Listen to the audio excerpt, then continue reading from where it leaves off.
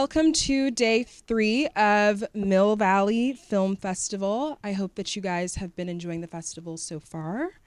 My name is Osnat Ibe, and I am the Mind the Gap manager. And I'm Zoe Elton, and I'm the Mind the Gap director. So Mind the Gap is Mill Valley Film Festival's gender equity and inclusion initiative. So we champion the filmmaking of women, non-binary people, trans people, and gender non-conforming people. And today is Mind the Gap Day. So it's a day of Mind the Gap-centric programs. We have the summit this morning. Right after this, we are going to have a networking lunch on the patio. We'll have a happy hour from 5 to 7 p.m., which you are all invited and encouraged to attend. And then we have lots of great screenings happening throughout the day in San Rafael and in Mill Valley here. So if you haven't purchased a ticket for lunch yet, you can do so at the box office, which is just across the patio, and we'll be selling those until supplies run out. So over to me. Well, thank you. As you come to the festival over the next few days, you may be seeing some QR codes in the house. Look out for that. Like many arts organizations, we are coming out of these last few years and discovering that our numbers are going up, which is great. Ticket attendance is up, but it's nowhere like it was in 2019.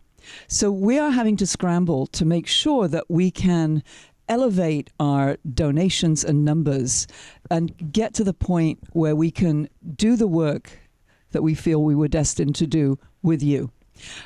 So if you see a QR code, you can scan it and you can make a donation. If you don't, you can go to our website, MVFF.com, and you can go to donate now. But I'm going to ask you to maybe do that today in honor of Mind the Gap. We've been doing this work since, well, probably since forever, but we named it as Mind the Gap in 2015. And it's really, really important to us. The other thing that we know is that you could give the price of a cup of coffee and it means something. It's like voting for us. You could give the price of a meal and that would be like voting for us. Whatever, you know. But if you do it today, I would love to be able to track to see if we get some thumbs up for the Mind the Gap program. We're doing this summit today for free. And we really want to make it available to as many people as possible. So maybe think about what you would pay for it if you were actually, paying an entry fee. So if you can do that today, that would be great. We're going to track it and see how Mind the Gap did today. And I thank you for doing that. There are people who have been supporting Mind the Gap pretty much since it started. The Marin Community Foundation was one of our first thumbs up organizations. Netflix has been consistently a presence with Mind the Gap. And what that means is that the word is getting out to the community who know in the professional film community that this work is important. We have amazing donors like Christine Shantz, who again has been a champion of Mind the Gap for years and has helped us to do the Creation Prize, a $10,000 prize for an emerging filmmaker. We're in our 3rd year of doing that. Totem Lila Alvarez is the winner this year, the recipient this year. This is an amazing community, and you are a part of it. So thank you all for your support in every way that you do it.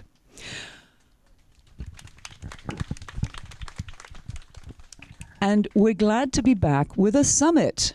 The first summit that we did was in 2017. It was done on the day that Harvey Weinstein was busted. And I tell you, community became very important then. Seeing people's faces and the shock, but building community became incredibly important. Summit number 2 was right when Brett Kavanaugh was confirmed to the Supreme Court. We were a little concerned that there was this thing happening around the Mind the Gap summits. But fast forward to now, LaFonza Butler. Maybe there is something that's happening, and maybe it's the great thing, and maybe we're switching the paradigm. To have her in the Senate representing us is groundbreaking and wonderful, and I give a Mind the Gap salute to her. So this is a journey. We're on it together, and we're navigating our way through the storms and through the sun as well. You know, please stay hydrated today. But we're keeping our sights on what we know is right. So, you know, big welcome to you all for being here for that. And the stories in the Mind the Gap films that we show at Mill Valley all explore the human condition in just many of its forms. And they represent a crazy spectrum of experiences, of life experiences. But all of them come with a sense of truth at their core. And this is so rich. We're maintaining around 50% women directors at Mill Valley Film Festival. Yeah. And this is why we do this work with you and in community. So thank you all for being here today. And over to you, Osnat.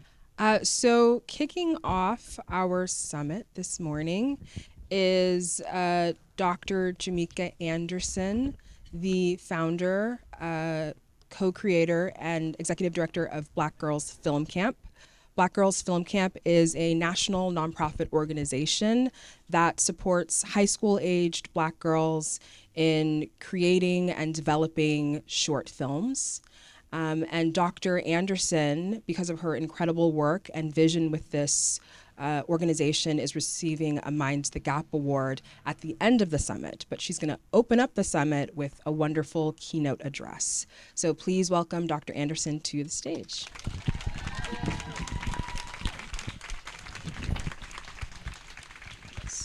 Good morning, everyone. Yes, the weather's just right. Can you hear me good? Yep. Awesome. Oh my gosh, you guys look amazing from up here, this view. So good morning. I am Dr. Jimmeka Anderson, but we're friends and family now, so you can just call me Jimmeka. So I am here to talk to you about Black Girls Film Camp. I was sent here to deliver a speech. But because we're family now, I feel that I should, provide full disclosure, okay? So I have a confession to make. And that confession is, I tried to get out of doing this speech. I really, really did. I tried to offer up our girls. They're actually sitting back there. Stand up, girls. I tried to offer up the girls. I'm like, they're amazing. They're articulate. They will be better than me. And Shakira, I don't see Shakira here, but she's like, no, people want to hear your story. They want to hear from you. That's what they always say. So I'm here to do this speech. And the reason I tried to get out of the speech is because I don't like public speaking. Am I the only one that don't like public speaking? Okay, it's rough. Okay, so I don't like public speaking, and there's many reasons why. Okay, one reason being, when I was a kid, I'm from Charlotte, North Carolina, southern girl. I struggled and was teased because of my grammar. I used to say words like "liked it" and "I ain't do it." That's my vocabulary. That's home talk for me. So I struggle with grammar, even though I got a PhD. That's what editors are for now, right? Thank you for editors. So. So when I have to do these interviews and I have to do these speeches, I have been so accustomed to conforming and performing, right? But I decided I'm not going to do that today. I decided that you all are going to get all this Ave. If you've never heard of the term Ave, that means African American Vernacular English, okay? So you're going to get all of that. And I feel safe to do that here because this is the Mind the Gap Summit, right? And this is a space that makes space for all of us, for diversity, to represent ourselves in our full selves, right? And so I promise this is indeed a speech, and I'm going to get to it. It's so much a speech that it has a topic. I thought of a theme. And the theme is, don't just take up space, make space. Don't just take up space, make space. So I'm a daddy's girl. I know we have a lot adult women in here, but you know, it's when you're a daddy's girl, you're a forever daddy's girl. Is there any other daddy's girls? Okay, daddy's girls. Okay, now I know I saw some hands up. I mean like daddy, not sugar daddy, because there was some of those at the opening night gala. I saw it. So daddy's girl, right? So there's something special about this relationship with the daddy, with having that father-daughter relationship, right? And so my father, he passed away about 12 years ago, and I always have these moments in my journey. He never got to see this journey in my life with doing this work, but I always have these moments where I reflect back on him and our relationship and the lessons I've learned and he taught me. So about 2 weeks ago, me and my co-founder, best friend, creative partner, Sierra Davis, she's back there. Hey, C, raise your hand. We had put together our staff retreat. So this was a big deal because this is the first time we had a staff retreat, because me and Sierra was a 2-woman show for so long, and now we have a team of almost 10 women. So we did this staff retreat in the mountains. We got this beautiful Airbnb, and we were like, oh, wow, this is nice. We made it, girl. We made it. And as we were thinking about that moment, we thought about all the people and the relationships that we've brought along in this journey with us to do this work. And she also made me think about this quote that one of my other friends told me. And my friend girl, she is the sunshine. She's the life of the party. Her name is Lillian. She's back here holding up the camera. She's on the team too. And so she told me this quote a while back. She said, you know what, Jimmeka, if you're friends with you, there's no reason for you to ever be broke. I said, okay. She's like, because you're going to make sure somebody's working and they got some money in their pocket, and you're going to bring them along with. Made me think about my dad. I had this aha moment when I was like, oh my gosh, that was my dad. So my dad taught me these lessons about strong work ethic, about having multiple streams of income. But although he never said this, he showed this, and that was to always make space. Because he always made space. Although we came from poverty in Charlotte, his family, my cousins, my uncles, anytime they needed money, anytime they needed a gig, he had multiple jobs. He's like, hey, come over here and make some money with me. Come over here and have this opportunity with me. He made space for people. And it made me realize that although I was making space for my friends and all of these relationships that I've nurtured throughout the years and brought along the way, the work that we were doing was making space for Black girls and women across the U.S. So we've been making space just organically without even thinking about it. So how do you make space? I promise this isn't Dita speech. I'm getting there. Okay, so how do we make space? Well, it's going to be simple. You're going to walk away and you're going to remember this, okay? You use your eyes. You use your ears, you use your mouth, you use your heart and your hands, okay? So let's dive in it. Your eyes, say eyes. Eyes. So when I was a little girl, I struggled with literacy. I mean, you could have not told me that literacy was my jam. It wasn't. Math, science, I'm that girl. But literacy, I struggled, okay? I struggled. If someone told me to read, I thought it was punishment. Like, read? Oh gosh, my dad's like, did you read that book this summer? And school starts the next day. I'm like, yeah, let me go read this book for class. I struggled with reading, but I excelled with poetry and music and wrote songs, and I did full-fledged performances and full feature films with my Barbies, and I was engaging with literacy outside of the classroom, right? But I never made the connection that was still a form of literacy. And so it wasn't until many, many years later when I had my daughter, Whitney. She's named after the best singer of all time. Okay, just want to say that. So I had my daughter, Whitney, and she was going into the 3rd grade, and the 3rd grade reading test is such a big deal. And so she was struggling with this 3rd grade reading test. I mean, there was so much pressure. Like every night we were like doing practice tests. But what I noticed about Whitney, although she was struggling at that time with literacy in school, she's this creative writer, and she actually wants to be a screenwriter one day. And she has all these creative stories to tell. She was engaging in literacy in ways that wasn't being embraced in school. And so that eventually drove me to go pursue a PhD. I don't know why I did that, but I ended up going to pursue a PhD and started doing research on Black girls and literacy and media education, because I had become this media literacy educator. And so what I learned in my research was that Black girls score the lowest in literacy proficiency out of their gender peer group, okay? Out of their gender peer group. Additionally, when I was doing a lot of writing and requests to write book chapters about media and representation, I was learning that only 2 to 3% of Black women were the writers and directors in the Hollywood films that we see on TV, which consequently leads to only about 2 to 3% of the stories we're seeing on TV where Black girls and women are the subject. They're the center of the story. And I said, you know what? This is a problem. I saw it. But I saw the problem not just with me, not just with my daughter. I saw the problem as being a bigger issue that impacted millions of other Black girls across the country. See, there's power in seeing beyond ourselves. But if we don't see the big picture, we cannot see the gap. Mind the gap, right? We can't see the gap. And there's so many people out there that are dying to be seen and to be heard, but feeling like they're voiceless. I had a mentor back in college that told me this quote. He said, Jimmeka, everybody wants to be seen. Everybody wants attention. I guess that's why Mark Zuckerberg has made all the money he's made, right? Everybody wants attention. Everybody wants to be seen. He said, men die for it and babies cry for it. And that always stuck with me. But what if you're not hearing that baby crying, right? So let me hear you say ears. Ears.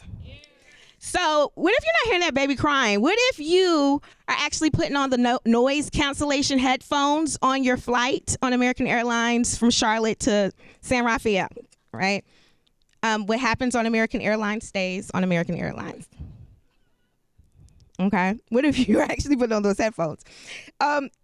So you have to hear the problem. You have to hear from those that are experiencing these issues, that are being impacted by these issues. There's a quote by Maya Angelou that says, a bird doesn't sing because it has an answer. It sings because it has a song. And so while all of that data was saying all these things that I didn't want to hear about literacy with Black girls, when you talk to Black girls, you realize they have literacy-rich lives. And they have so many stories that have been untold, that deserve to be told, deserve to be documented. Their experiences that they're having right now in this moment deserve to be documented. And thus, Black Girls Film Camp came about, right? So the next thing is you gotta use your mouth. Can I hear you say mouth? Mouth, yes. So once you see the need, you hear about the need, you talk and get to know what the needs are, you gotta speak up and you gotta speak out. There's a quote by Audre Lorde that says, your silence will not protect you. When we speak, we are afraid our words will not be heard nor welcome, but when we are silent, we are still afraid. So you should just speak. Black Girls Film Camp was created as a space to allow Black girls to speak about the experiences and the issues that they're having in real time through film. After their films are created, there's now space being made with communities and festivals like this where these Black girls can share their stories and talk about their issues.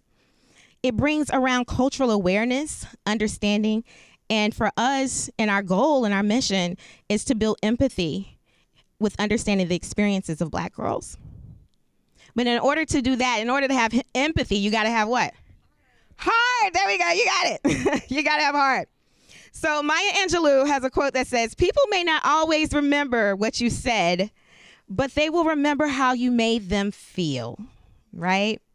There's something about feeling, about human connection that sticks with us and takes up space in our memory forever, right? So here's a quick story. And I promise this is still a speech, but many people don't know this, but Black Girls Film Camp was supposed to be a one-off program.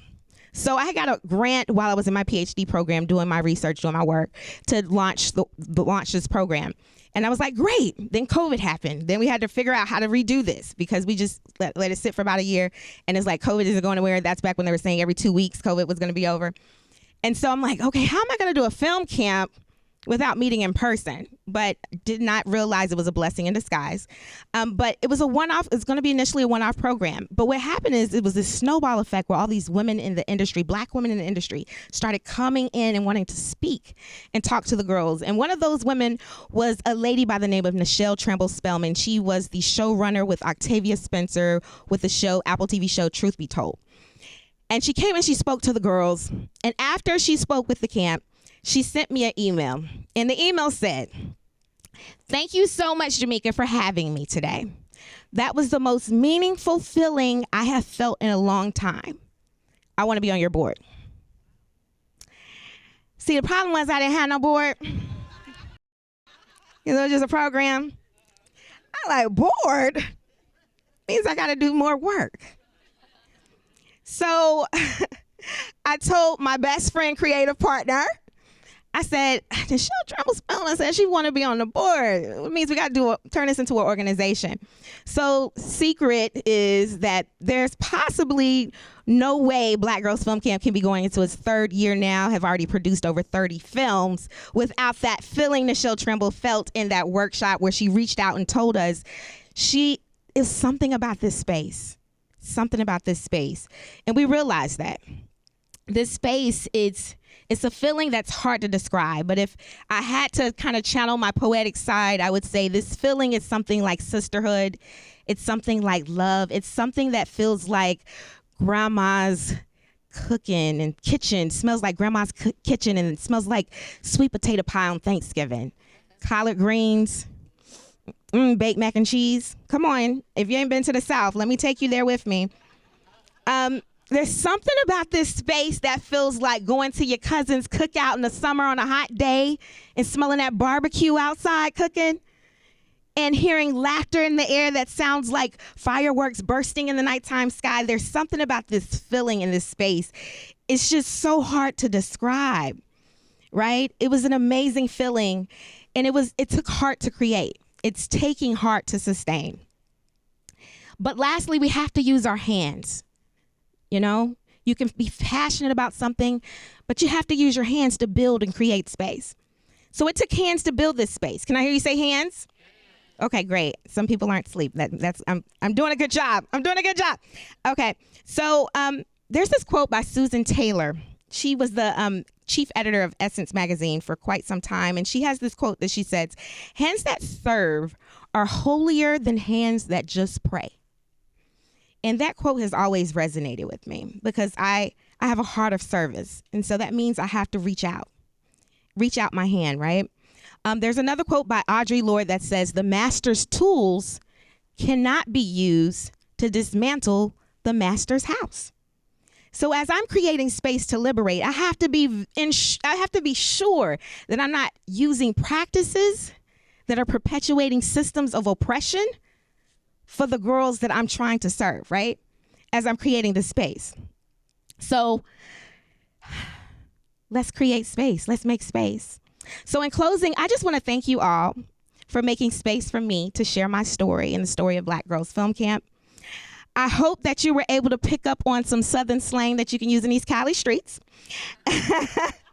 Thank you to the Mind the Gap Summit for making a space for all of us in this room. Thank you to California Film Institute. Thank you for Mill Valley Film Festival for making space for Black Girls Film Camp to be here this weekend. Thank you all. And lastly, I do want to leave on this note. I told you this was indeed a speech. So thank you so much.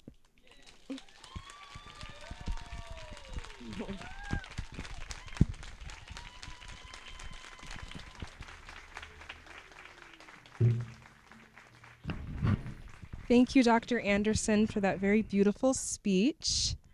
Next, we have our panel, or it's a conversation, called Moving Mountains in Cinema, the Creative Process. And it's a conversation between me and the co-writer and director of the beautiful debut feature film, Mountains. It was co-written and directed by Monica Sorelle.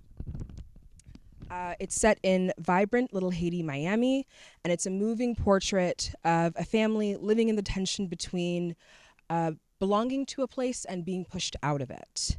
And as they attempt to build a better life for themselves, they are confronted with the creep of gentrification. The film is very heartfelt, and it's full of vibrant colors and rich performances and profound compassion. So Monica was a Creation Prize finalist, and her first screening is tonight in San Rafael, and it's at 8 p.m. You can still get your tickets online, or you can get them at the box office. You're not going to want to miss the film or this conversation. So this morning, I'm going to be talking to Monica about her creative process and about how she made and put together Mountains. So please welcome Monica Sorelle to the stage.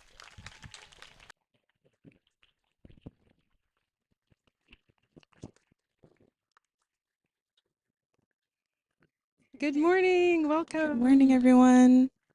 Okay. How are you doing? I'm a little nervous, but I'm really excited to be here. This is my first time in Northern California. This is my first time at Mill Valley, and so I'm very honored with the reception and to be in conversation with you about our little film. Yes. Well, welcome. We're very happy to have you here. So I'm going to start with this question. You guys will see this when you watch the film. But the film opens with a Haitian proverb. Mm-hmm. And it says, behind mountains, there are mountains. Mm-hmm. And I imagine that the film got its name from that proverb. Mm-hmm. But can you talk about what that means to you in the context of the film? Yes. Proverb is really important in Haitian culture. I'm Haitian American, and in trying to figure out a title for this film, we were struggling to figure out how to kind of link the experience of being an immigrant in Miami to an attachment to the hometown. And I think that we did that through proverb, through Haitian proverb, and through this proverb, behind mountains are more mountains, which, depending on your outlook, can be negative or positive, but generally it means just when you think you went over a hump, there's something else to go over, essentially. There's always another thing. And really early on in the process of developing the film, we talked a lot about like Sisyphus and thinking about kind of pushing that rock up the hill constantly in relation to the worker, in relation to labor in the United States, in relation to assimilation as an immigrant, to surviving capitalism, so on and so forth. And so mountains felt, or that proverb felt fitting in many different ways.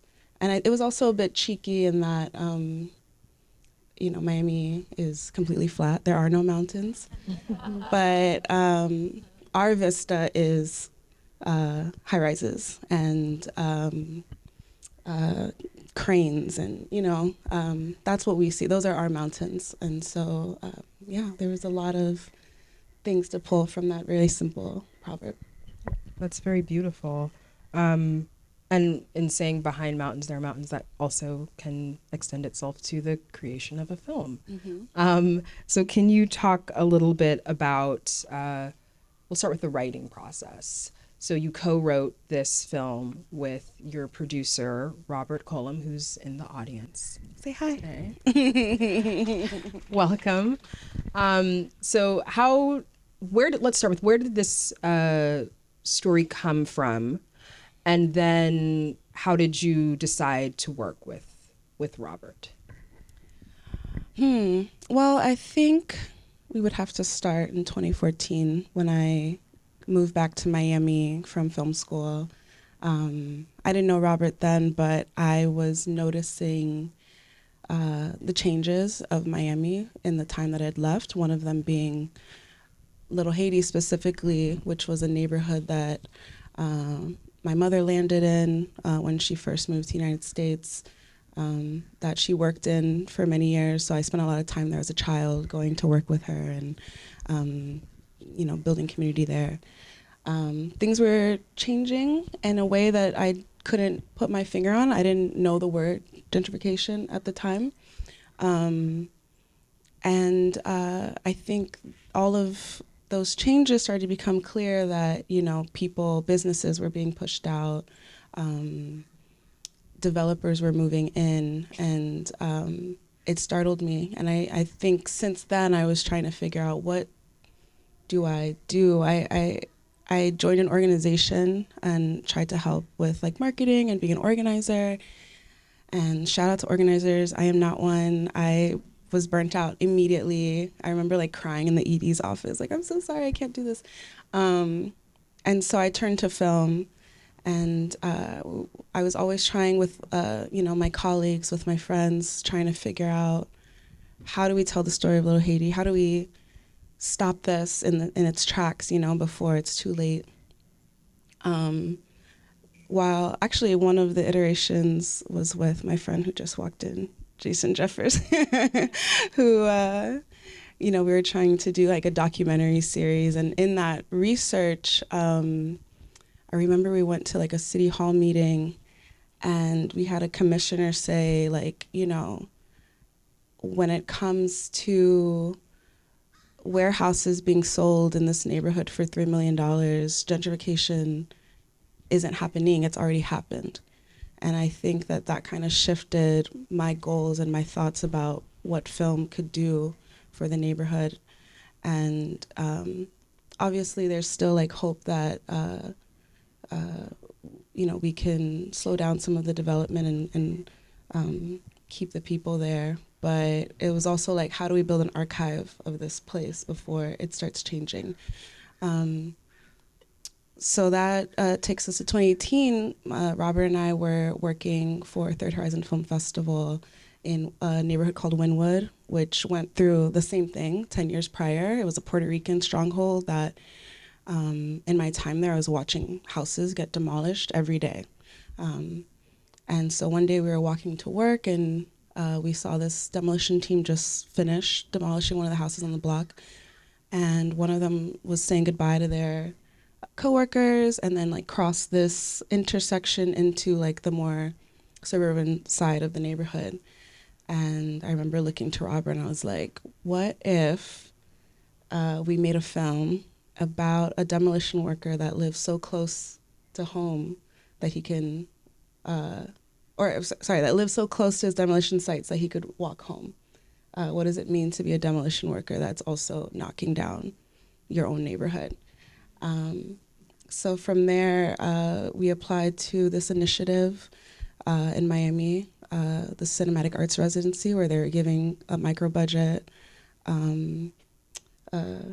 grants to emerging filmmakers to make their first features.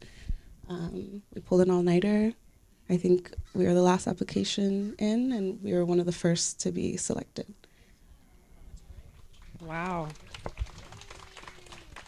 That's incredible. I want to talk to you about capturing the essence, because you're talking about with the one neighborhood, the council member said, the gentrification has already happened. Mm-hmm. And so in this film, you really beautifully capture the essence of Little Haiti and the essence of this family. And so it is a place that's transforming. So as you're writing that script with Robert, how do you capture that sense of transformation? I think we were always very conscious of wanting to make this like a social realist film. I remember when we were developing the story, we watched a lot of like Italian neorealist films. Like we were watching like Bicycle Thieves. We were watching like old film. What is Nothing But a Man, which is like a film from the 60s about a railroad worker.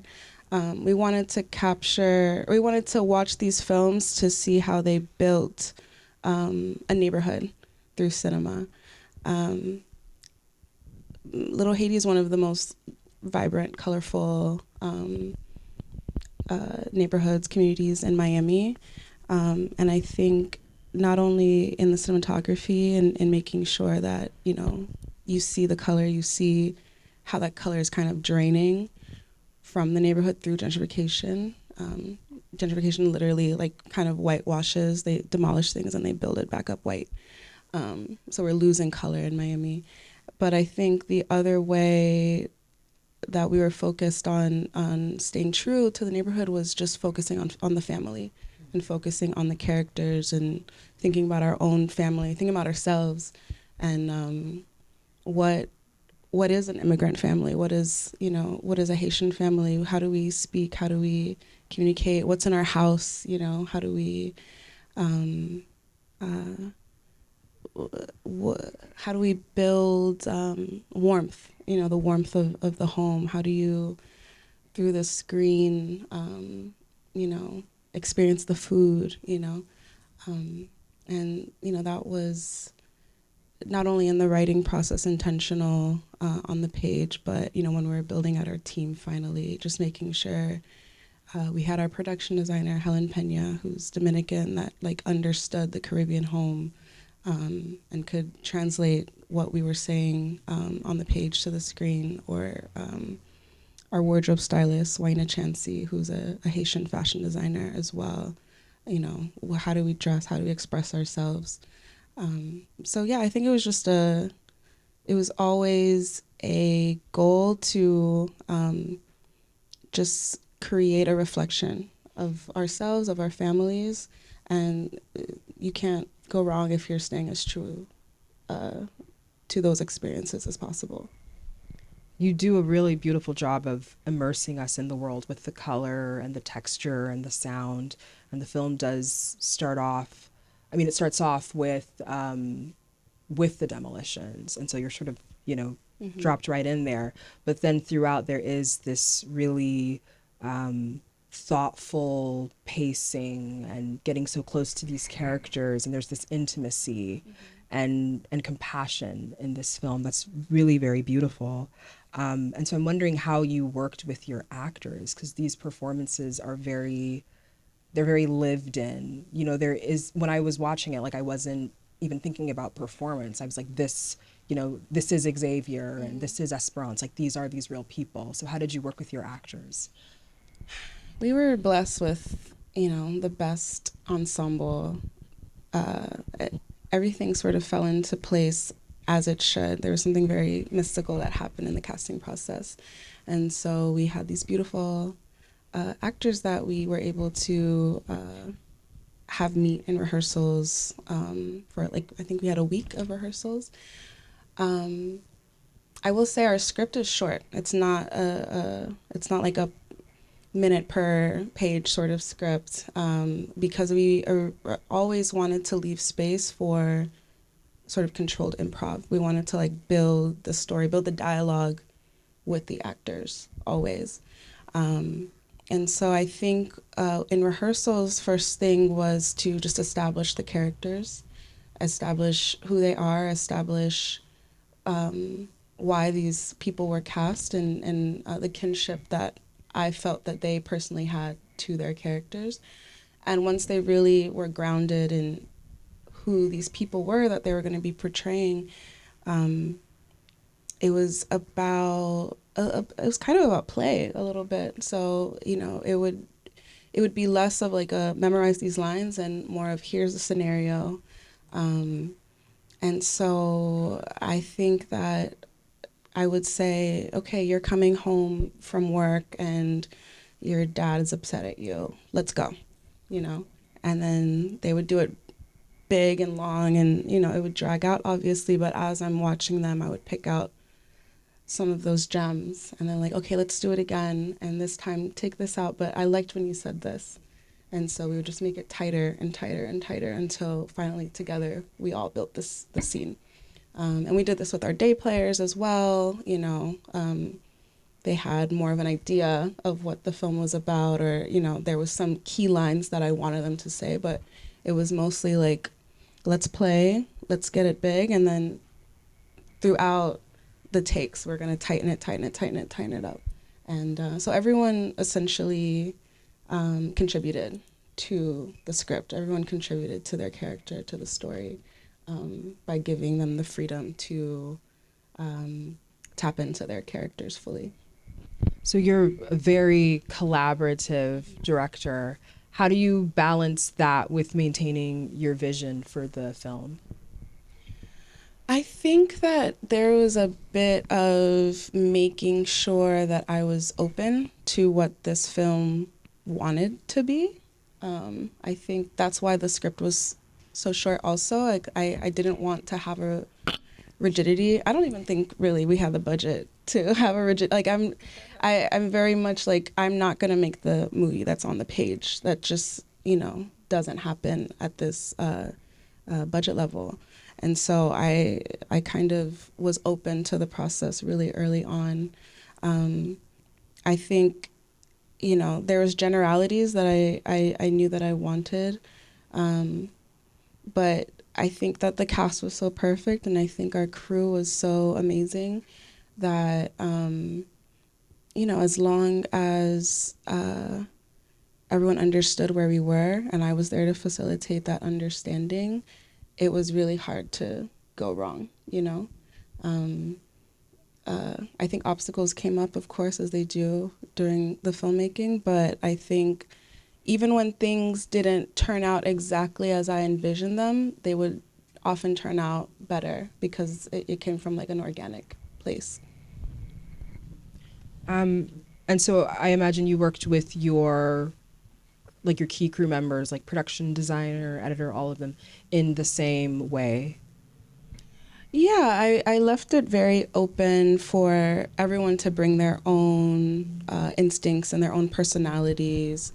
I think, my production designer, for example, I didn't have like a lot of references for them, but instead I would tell them colors, or I would tell them, I would explain like feelings,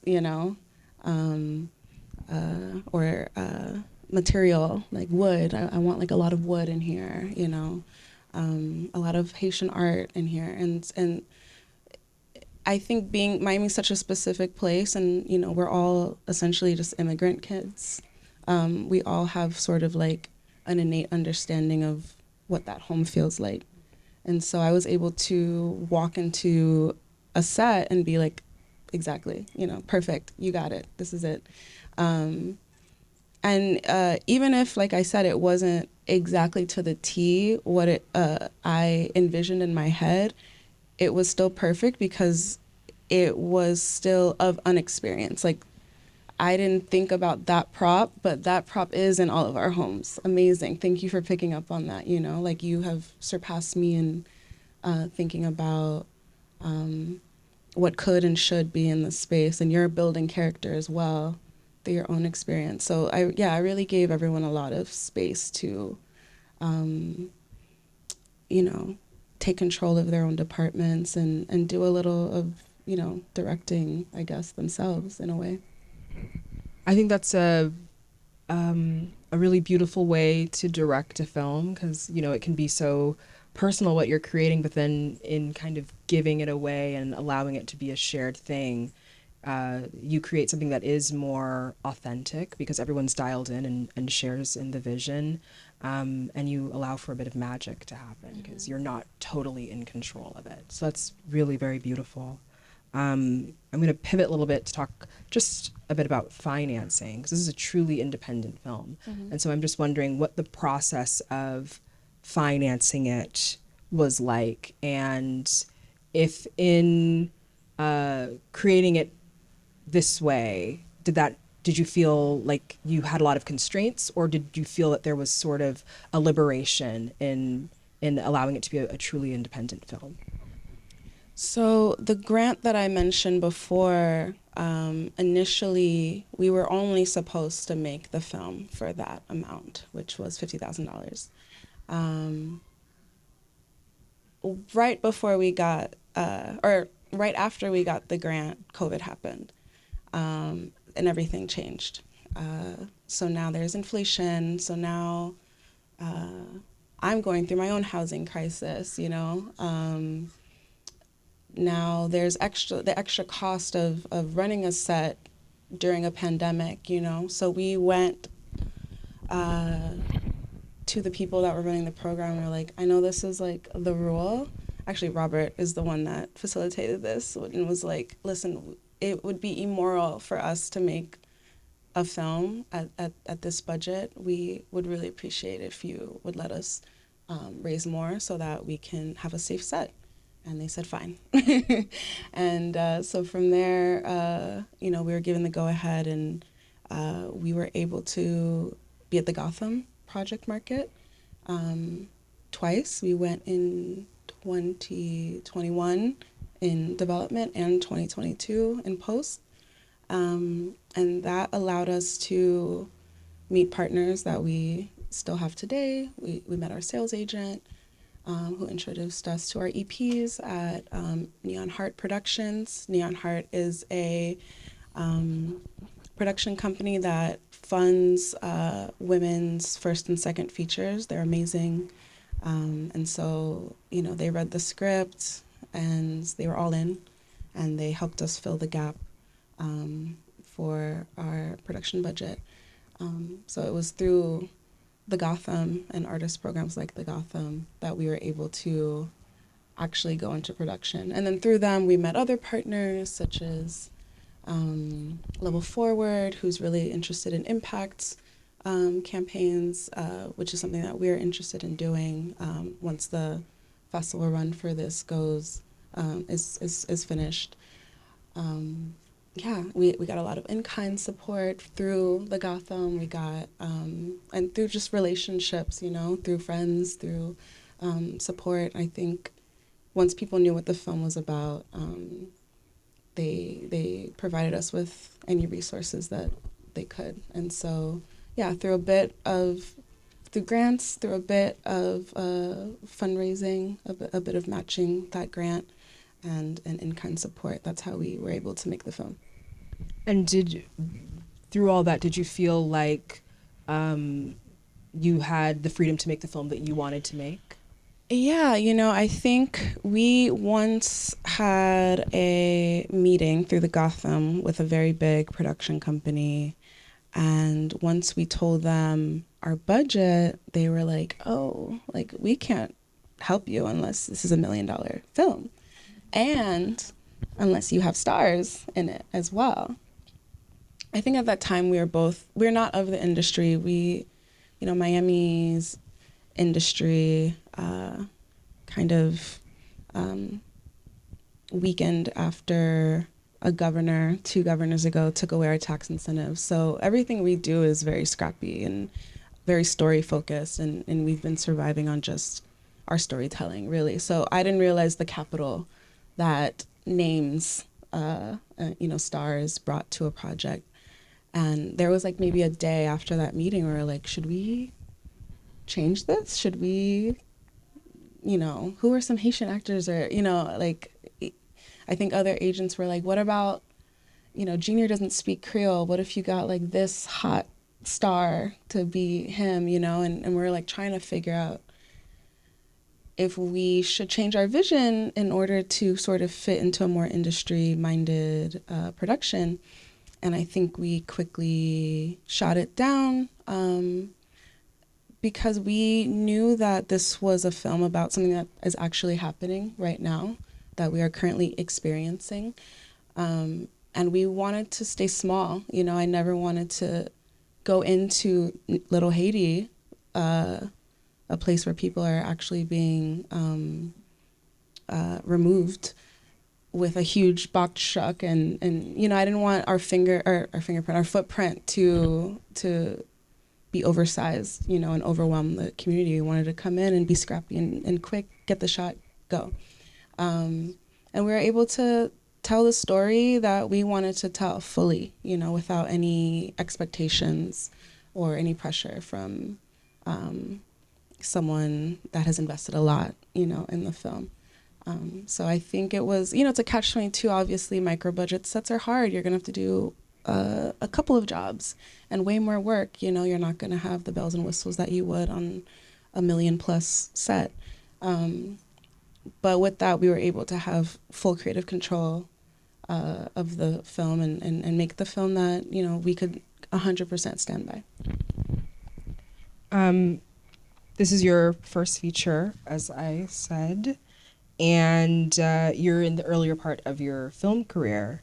But I'm wondering that, given that and what this year has been like for the film industry, what your hope is for both the film industry and for cinema more broadly?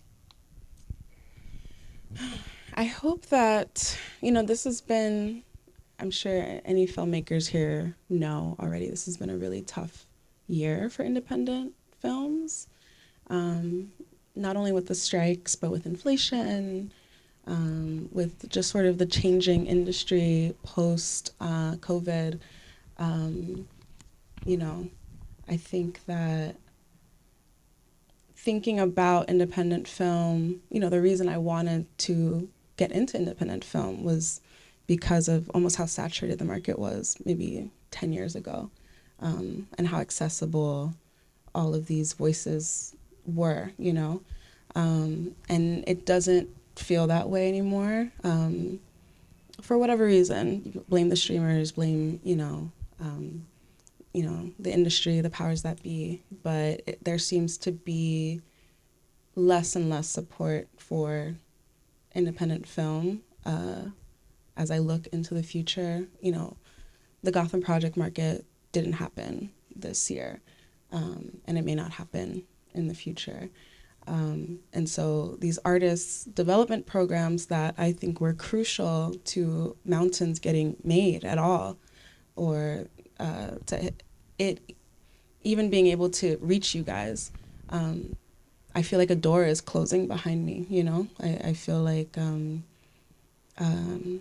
unless we course correct, we won't have access to these really original stories that come from marginalized communities around the country instead of centralized in a studio in LA or in New York. So this is my sort of first foray into the industry in terms of talking to distributors and all of this. But as I see it right now, it's just a really difficult time, and I'm hoping that, after sort of the fog of the strikes and I think sort of doors and windows reopening and a refocus on individual, personal filmmaking once again. Thank you for that.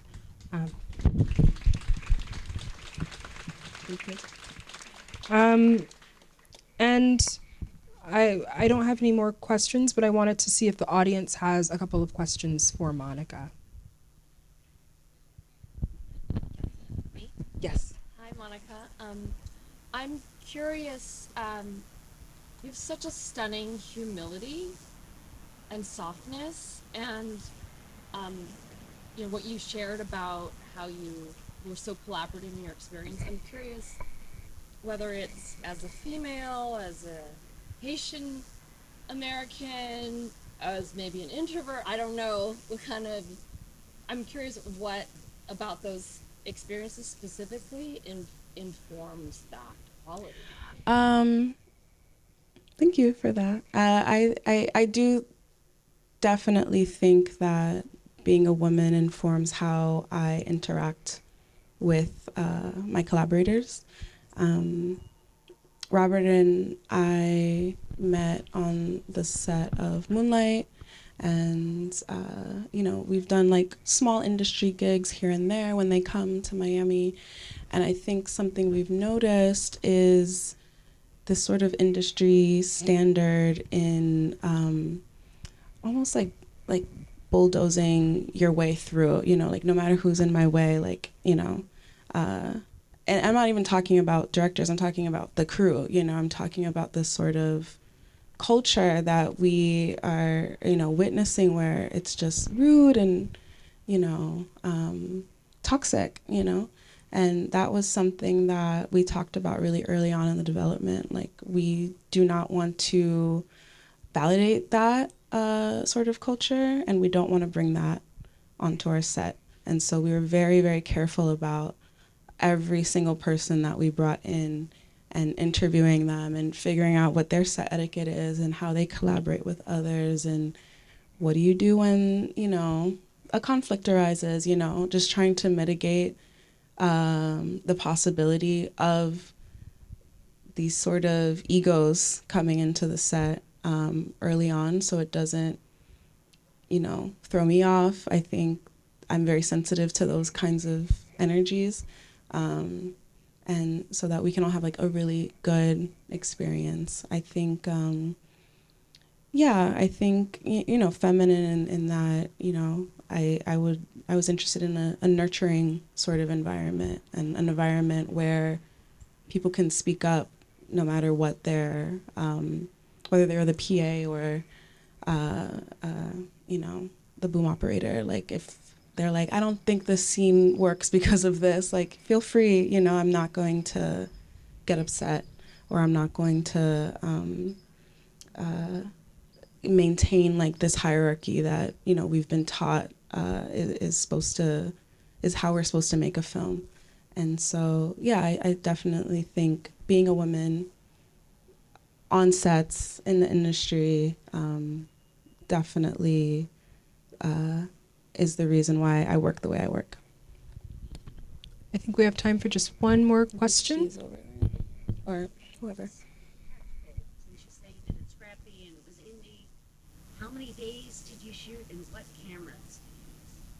The question is about how many days this film shot and what cameras were used. I think, was it 25 days? 23 days with a pickup day as well. We used a Sony FX6, I believe. We had an amazing partner in this production company in Miami called Cafeteria Films that does commercial work, and they gave us all of our equipment for free, as well as a production office. So we were able to save a pretty penny through them. So that's what we used. Thank you, Monica. Like I said, Mountains is screening tonight in San Rafael at 8 p.m. Monica will be there. There will be a Q&A. So if you don't have your ticket yet, you can get it online, or you can get it over at the box office, which is just across from the patio. So thank you guys so much. Thank you.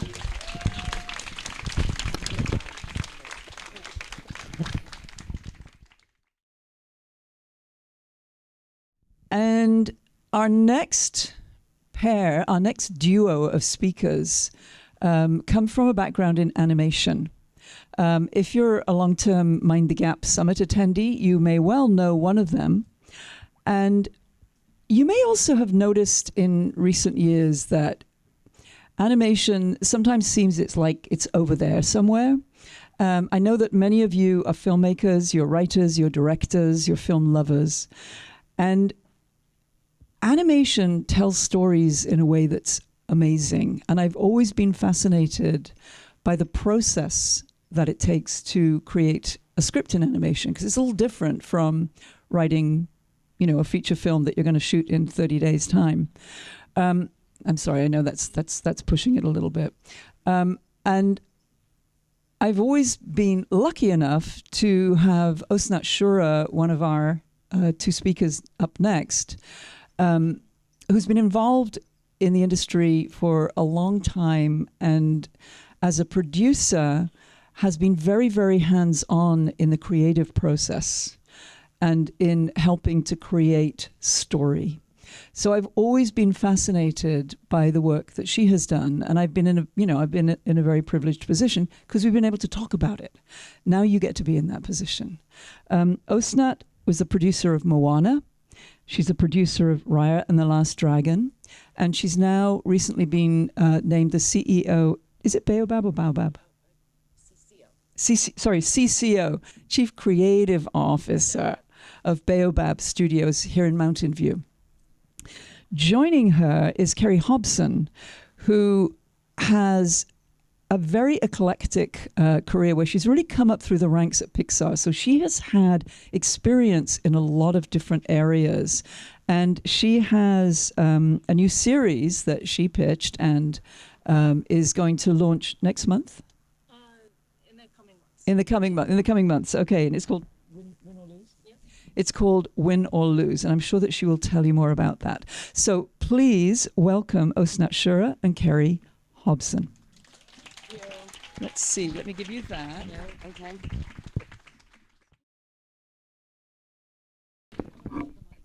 Okay. Hi, everybody. Hey, y'all. Thanks for coming. This is great. What a great setup. So, hopefully everybody stays in the shade. So we're just set up as what I would call a fireside chat without the fire. So we'll be open to a lot of questions as well. We thought we would start off with some of the questions that we've been hearing from people. I've been hearing from people, primarily from people who cross over from live action to animation or are interested in incorporating animation. But we're going to start with a little bit of intro. You want to start with sort of how you, I mean, it's amazing that you just directed a series. That's all I'm going to say. So you want to talk a little bit about your journey, your path? Sure. First of all, I just want to say I'm really excited to see mountains. Who else is really excited? Oh Likewise. my gosh.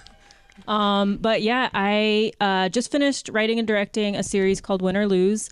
It'll be Pixar's first like original long form series, and I did it alongside Michael Yates, and that was a really fun experience. I love co-directing. I can't speak highly enough of that if anyone's interested in discussing that further. And yeah, my background is just along the animation path of going from art to story to I worked in consumer products, so just was an intern and just worked all the way through different professions in animation. She makes it sound like everybody gets to do that. I'm just saying, her trajectory has been amazing. For myself, longtime Bay Area resident. I was just in LA for about 10 years at Disney and had to come home to the Bay. So left Disney and I'm now with this fabulous team at Baobab. And what's cool there is that we work multi-platform. We started in games and virtual reality, so we take the story and find its right expression. We're doing TV series. We have a couple of series set up with Disney Plus. We're doing some features, all in animation, but we also get to play. We have a Roblox game. Some of these words, I don't even know what they mean, you guys, but I know they're cool. We have one show that started in games, and that's sort of the opposite of what Hollywood tends to do. We're in a scrappy independent studio. In the animation world, it is nothing compared to the story we just heard about how you guys scrapped together a movie. Kudos. So we're going to focus just a little bit on what it takes to develop stories for animation, first of all, because that's one of the first questions I often get. And having come from live action, it's something I think about quite a bit. Probably the most important difference is that we iterate endlessly. At Pixar, we used to say that, you're done when the movie's taken out of your hands, when basically the producer goes, nah, you're done. It's out. We're finished.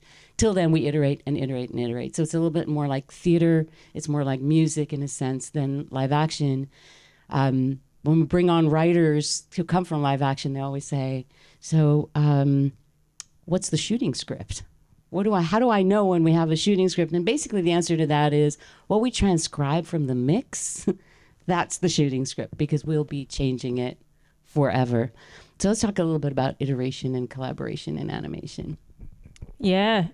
Well, I mean, I think you all know that filmmaking, I mean, in my opinion, is the most collaborative art form because it combines music and performance and photography, everything. And that's why I love it. And then animation is cool because it could either be like the least collaborative filmmaking if you're just making a short film or making it a completely solo, which I've done in school, or it could be actually like the most collaborative of filmmaking because as a director, everything is getting made. And that is just the really exciting part to me, and that we can truly rely upon other filmmakers to really bring them in. And we create at Pixar what we call the brain trust, and what has now become just people you trust to give you honest feedback. And I really appreciate that it's not just me alone as an auteur, but just really trying to work with other people.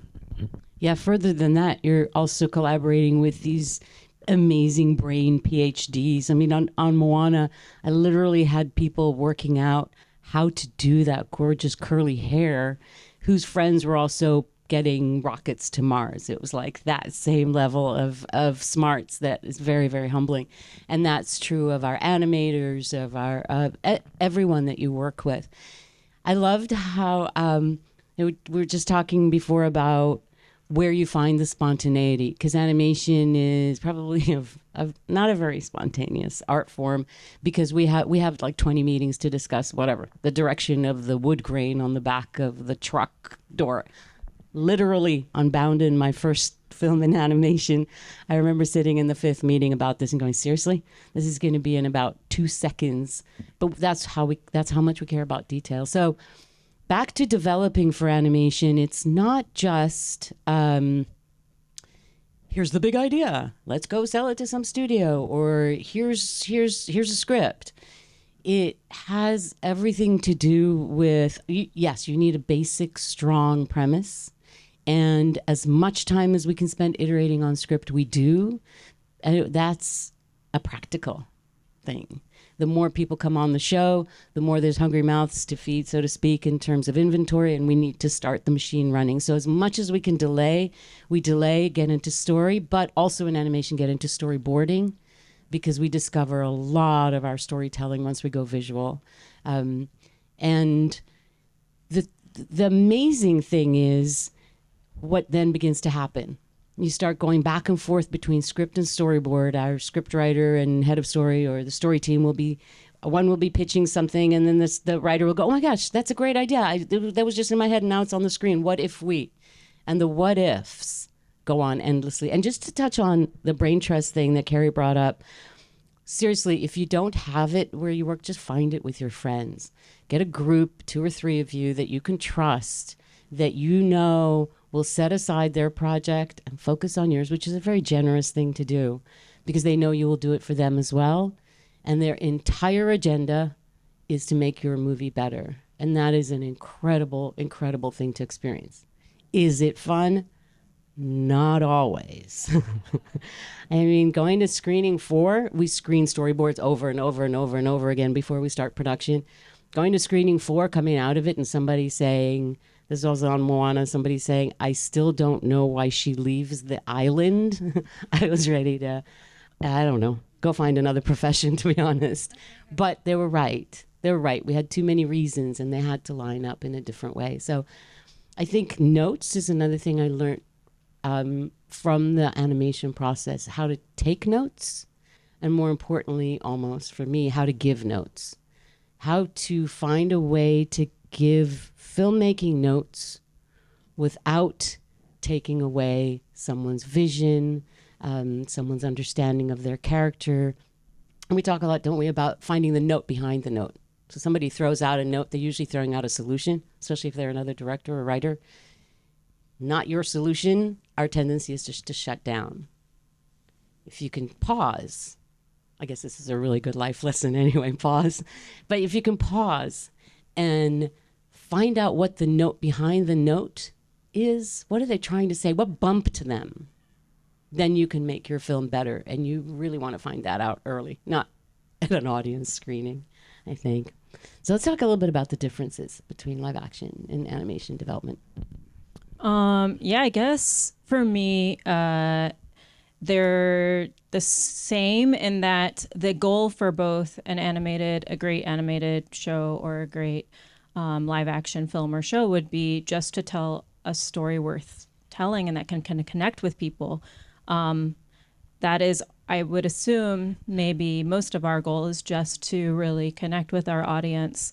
And to me, I can break that down into something that asks a question that I don't personally have an answer to. I guess that's how I find it when developing an idea. Rather than, and this is just my personal approach, I would rather come at it with, here's something I don't fully understand, or it's a weird way the world works. It's a psychological, philosophical, and existential question, and I want to explore it with my crew, and I want to kind of find, and not necessarily even find the answer. The best stories to me are the ones that kind of leave you without a perfect answer.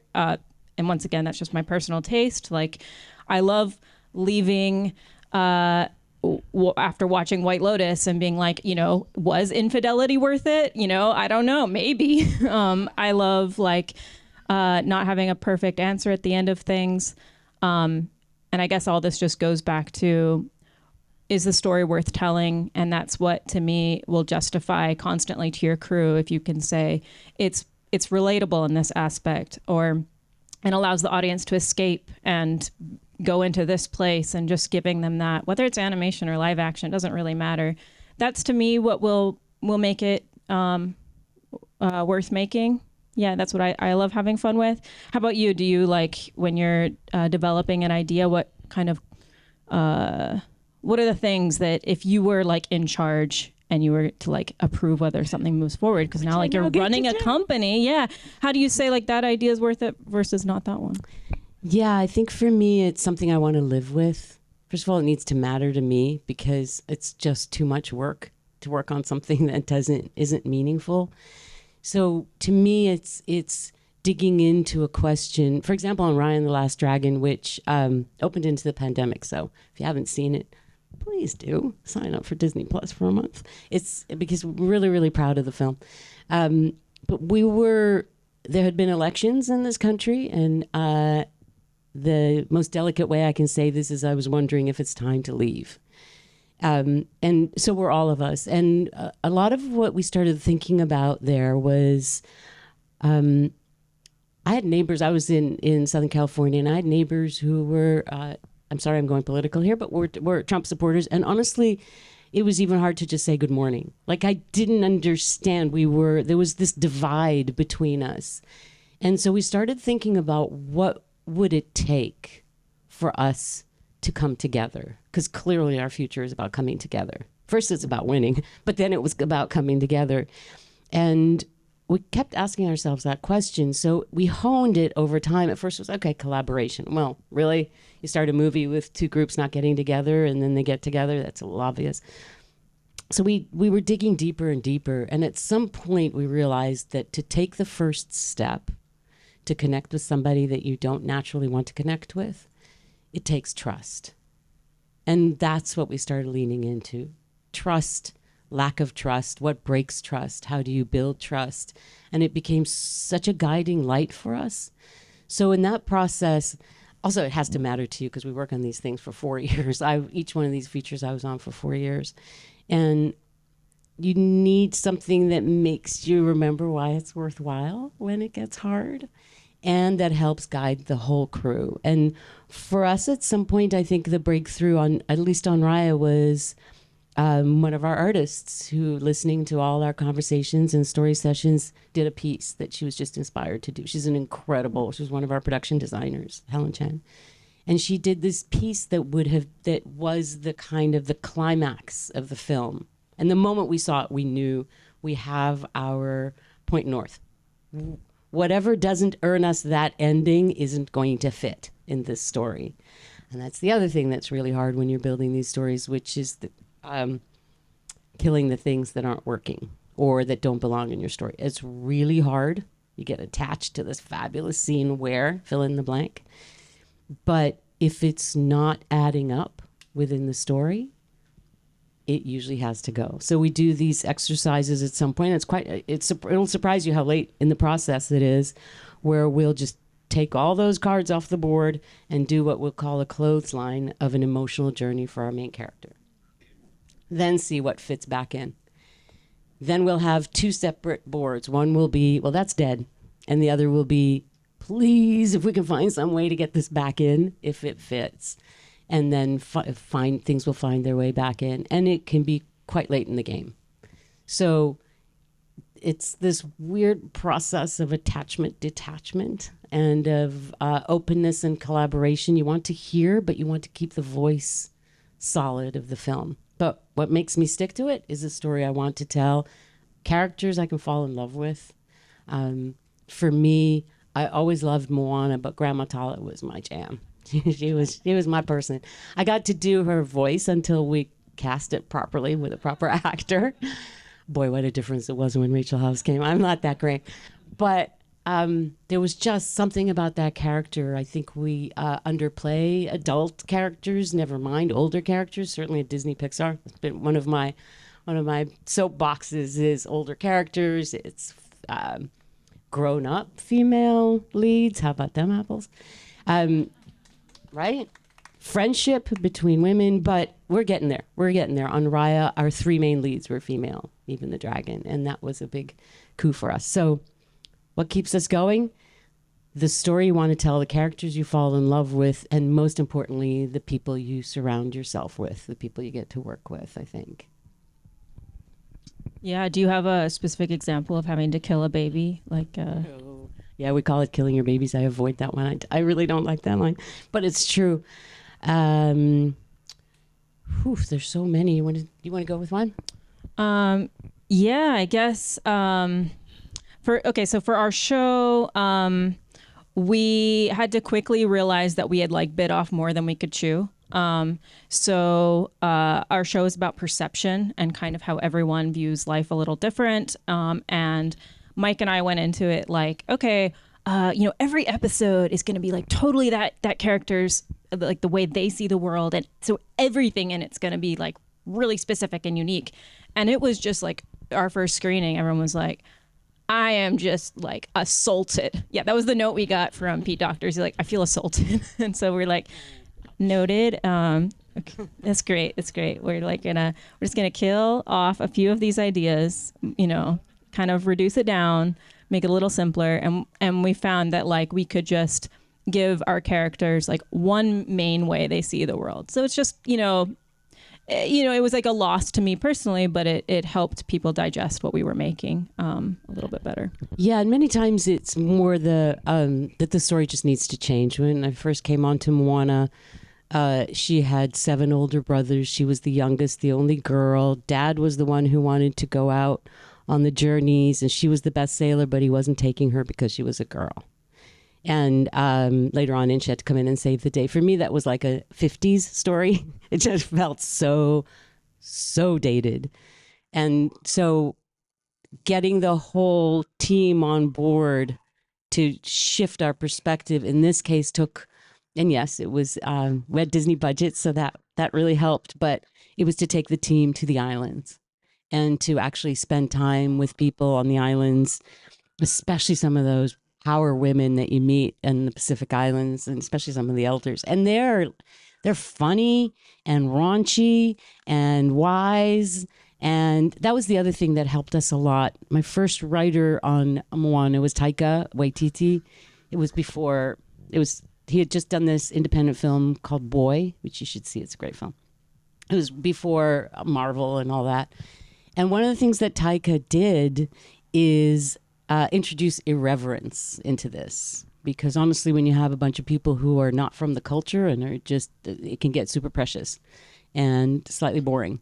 And that's what he did. He was so irreverent that later on we found out that some of the names of our characters were names of some really nasty words that we shouldn't be saying out loud. Okay, but that's Taika. And you kind of go, okay. But I think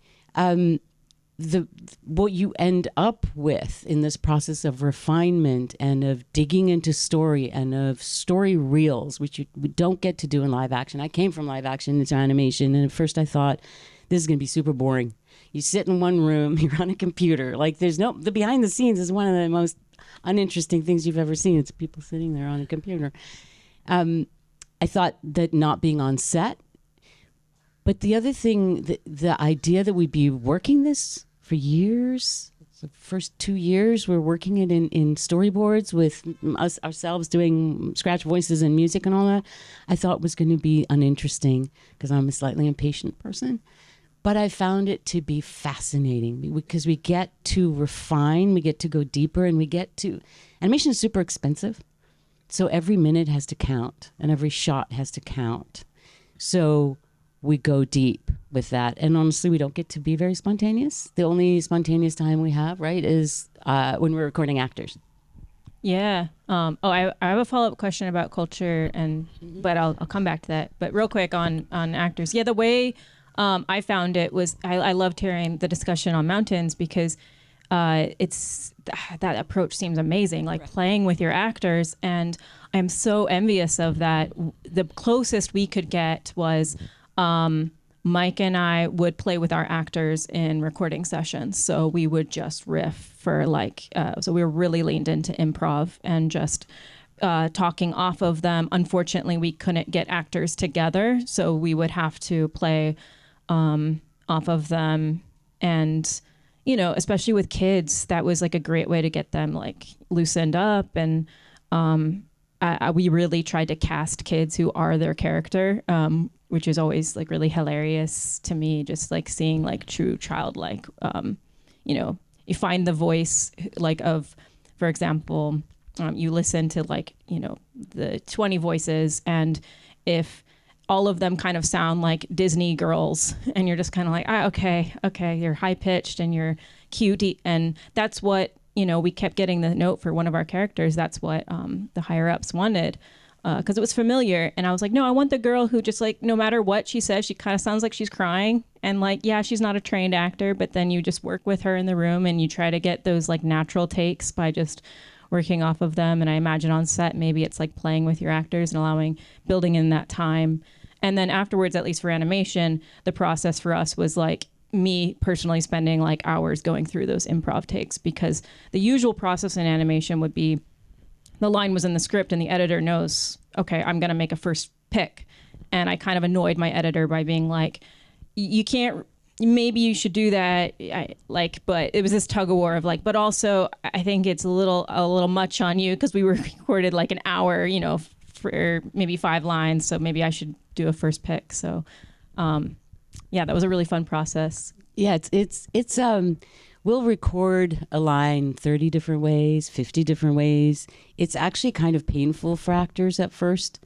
The hardest part I actually found with actors, they're alone in this booth or with one of us in the booth with them, and we're like, okay, so now you're exerting yourself and you're working really hard. And for some people it's super easy. Others are like, like they don't know what to do. And so you start giving them like sound readings. But for Moana, we had an open call around all the islands. I had casting agents in Samoa, in New Zealand, in Hawaii, and locally, and we listened maybe to about 400 tapes, and we were looking, because it's a musical, looking for somebody who can act and sing. And in the islands, people sing from the time they're born. They sing to you when you come, they sing when you go, they sing as a gift. It's a really, really beautiful thing. Acting, not so much. And so we were having a pretty hard time, and it was towards the end of our casting director's time in Hawaii, and she had heard a tape from this young girl, because she was judging for a nonprofit that was casting a jingle or something. It's a young girl named Ali, and she called her in. So Ali and her mom came in and did our little audition. We heard it, and I literally turned to Ron and John, to the directors, and said, let's just bring her in. I know I promised you I'd bring in 5 people. I'm bringing in 1. Let's just bring her in. And she came in. She was 14. Her entire training was Glee Club and rowing, because she's Hawaiian. She's native Hawaiian. And she just nailed it. Beautiful singer, wonderful actress. And right behind her was the design of Moana, and it was like eerie. Somebody was talking before about it felt mystical, the casting. That's what it felt like. She just looked like her. And then from the moment we cast her, so much of her makes it in. That's the other thing that we love to do in animation is we'll videotape the recordings, and then the animators will use a lot of those. Like Ali would get behind the thing, and when she always barefoot, and when she would get into it, up would go the hair into a bun with a pencil, and she'd just kind of get going. And sure enough, that's what Moana does every time it gets serious. It's that kind of thing. You can even see Ellen DeGeneres in Dory, like in a fish with just a face, those kind of elements. But I'm getting caught up in casting. Tell me. Well, that's, I mean, kind of a nice segue into my question about, you mentioned kind of like that experience you had traveling to the islands. And so how did you did you maintain that relationship with them? And yeah, did you form like a culture trust? Like how did you make sure that your film remained authentic to that experience and not appropriation? Yeah, that was, we sort of invented it on Moana. And I think one of my proudest things I did at Disney is that now it's the way they work with cultural trust. So yay. we put together, it wasn't like a conscious, let's put together a team. As we needed people, I knew I needed a cultural anthropologist for sure, who could help translate between cultures. It's not enough for them to know the cultures, they need to understand. We're making a fun film. It's not a documentary, and yet we wanted it to be true. And then we started meeting incredible people when we were in the islands, and many of them remained our trust. So there was, I needed a master tattoo artist. So we had a tattoo master who, he's of the family of so many generations of the people who were some of the people who invented tattooing in Samoa and in the islands. It's just passed in lineage, like a lot of their oral culture. We had orators, we had weavers, we had choreographers, and it was super important to us to keep the conversation alive. So we went back to the islands and did a table read and got notes in Tahiti and Samoa and New Zealand and Fiji. We showed every screening and got people's notes, but we would also be calling, and I did the same thing on Raya and the Last Dragon. Raya was inspired by Southeast Asian cultures, which is like, if you know anything about Southeast Asia, that's tens of cultures. That is not one culture. That's Thailand and Vietnam and Laos and Cambodia. And so we worked with a visual cultural anthropologist, actually, who I've worked with since quite a few times. He's in California, but he's Lao. And he helped us put together a team, but it was constant. I'd be texting Dr. Ernsack and go, okay, so we have a shot that's been animated and the two girls are going into the sacred space to see the sacred stone. And they're leaving their shoes outside. I know that much. I spent a lot of time in India and in Asia. They leave their shoes outside, but Raya's shoes are messy in the way she leaves them. Help. He's like, okay, call Emiko. So I did. She was our dancer and gamelan master. They're from Bali. And she sent us in about 5 minutes a video of how you take off your shoes, leave them tidy without touching them with your hands, because then your hands would get dirty. Reanimated the shot, refinished the shot. It's not a popular thing necessarily with my line producer, but these are the details that are super important. And what we would always measure is, all right, well, what does this mean? So we have these cultures. We found what they hold in common. For example, the dragon. The Asian dragon is sacred. It doesn't breathe fire. It's connected to water. You propitiate the dragon in order to get the right amount of rain, in order to work with the body of water. So we spent many, many months in the design process figuring out who our dragon meets Naga in Southeast Asia is going to be, and how to keep her elevated. Like her crest always had to be above a human's if we're in a still shot. There's like tiny details and the bigger questions. So for me, it's all about staying connected, listening, and having people on the team. Raya and the Last Dragon, I had 2 script writers. One's Vietnamese, one's Malaysian, grew up in Malaysia. My head of story grew up in Thailand. So we had people inherent in the room who'd go, oh, we also did that. Oh, you'd come home and the food would be covered with a net thing. Let's make one of those. So find the commonalities and then always run it by people with a lived experience. And honestly, most of my trust from Moana are still really, really close friends who stay with us when they come, and because it became family. That's great. Did you ever get conflicting notes from like an outside trust and then not know what to do with those conflicting notes? Oh yeah. If you undertake to listen, then you really have to listen. So what I would do is get the group together. For me, on each film, there was one person who was my real cultural underlying decision, helping me make the decision. An anthropologist, somebody with also the academic background as well. And we would work out, well, what is our reason? If we have a strong enough reason, story reason, and it is not problematic to the culture, we may very well just keep it.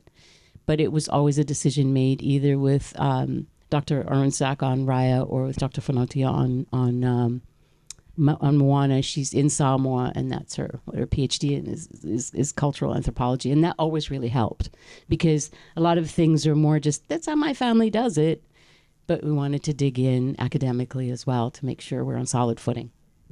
Did you ever deal with something that felt truthful to you but offensive to someone else? Like outside of culture, maybe just like a character or like, getting notes like that? Yeah, we had, there was a question with the character of Maui and how we designed him. So we wanted him to be larger than life. He's a demigod.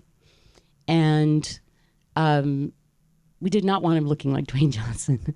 I have a 16-year-old girl out on the ocean with him for periods of time.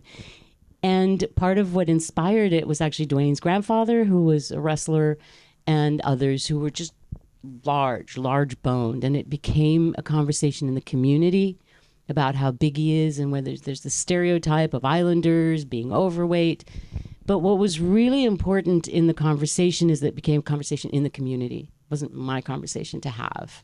And it was actually really heated. Some people were going, well, what you're doing is fat shaming. And what Dwayne was talking about was like, this is my grandpa. Look at him. He looks just like him. But it was just within the Pacific Island community. It wasn't my conversation to have. Yeah, I've experienced something that comes to mind, which is like on our show, and sorry to talk about something that's not out yet, but we have a single mom, and she's I really wanted her to not be perfect. It was just really simple. Like, this is a core part of her character. She is loud, she's positive, but she's not perfect. She's like a little bit of a mess, and it plays into the story. And it was really tricky because it was from, a real experience, that Mike and I were tapping into, and defending that choice, but also listening to people when they said, hey, like, I'm a single mom and I don't want to be represented this way. You're kind of like trying to find that right balance of like, okay, what did we go too far in that we're reinforcing a trope or hurting a community or and then also what's a real experience that we want to put onto screen and not be afraid of that truth too, is such a balancing act. Like, even seeing her drooling when sleeping was too much for people. And I was like, wow, like, I think it's okay for women to not look pretty. This just feels too far. Like I don't think that's insulting. And I don't know about you all, but sometimes it's like trusting my gut. And I don't think you'll ever it's not that you're right or wrong. It's just, it's totally, these movies, I don't know, this is another conversation maybe, like, are they for everyone?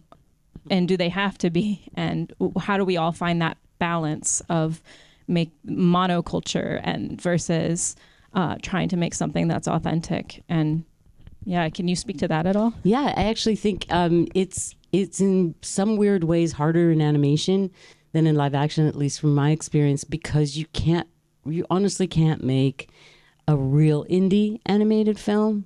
An indie animated film has the budget of a high-end live action film, because it's just expensive. It's just all labor. Everything's made up of details. So often you end up with the people who are funding it, the big studios that we both worked at, the streamers, whoever, that can I say Walmart you? Like, just try to bring everything to the middle. And that's not what we want to do. And that's not what audiences want either. So it's a very, very tricky balance. That said, working at Disney and making animated films, you definitely don't want to leave the kids behind. And a couple of things in my experience. First of all, children are a lot smarter than adults give them credit for, and like to be scared and roll doll on anyone, right? Just like that experience. And also there are experts, or like, I'll give you an example. In Moana, we had an audience preview, and it's something we'd been struggling with for years, which is the ocean is sentient. Then what's the danger to Moana? Like, you're going on a road trip on the ocean is sentient. What's going to just save you every time? And so we thought a lot about what the ocean wants, right? Yes, we spent hours and hours and hours in story rooms going, what does the ocean want? And we take this seriously and we make a living at it. But we thought we'd covered it. came out of the preview and we got the note, nobody understands what the ocean wants. So because we're in animation and CG animation, actually, it's easier to do. Now, for anyone who's seen the film, Maui jumps off the thing onto the boat and goes, I figured it out. And Moana says, what? He says, what the ocean wants. Literally on the nose. If it was any more on the nose, it would have been. But it's some of that you do have to do. In Raya, honestly, some of us are starting to play bullshit bingo on like how many times we say the word trust, because the executives felt like it wasn't super clear that that's what, because it's a sort of a big idea. So I trust, I don't trust. In a broken world, do you trust, don't you trust? We do say it quite a bit. But that was also in order to make sure that we're bringing everyone along. And we have to think about, Moana was translated into 48 languages, including, and this I'm very proud of, including getting Disney to support and fund translating Moana into Tahitian, which is a dying language. About 250,000 people still speak it. So it was this project that we did, translating the whole movie into Tahitian, and making hundreds of DVDs for all the schools in Tahiti so that the kids can, yeah, that was a big one.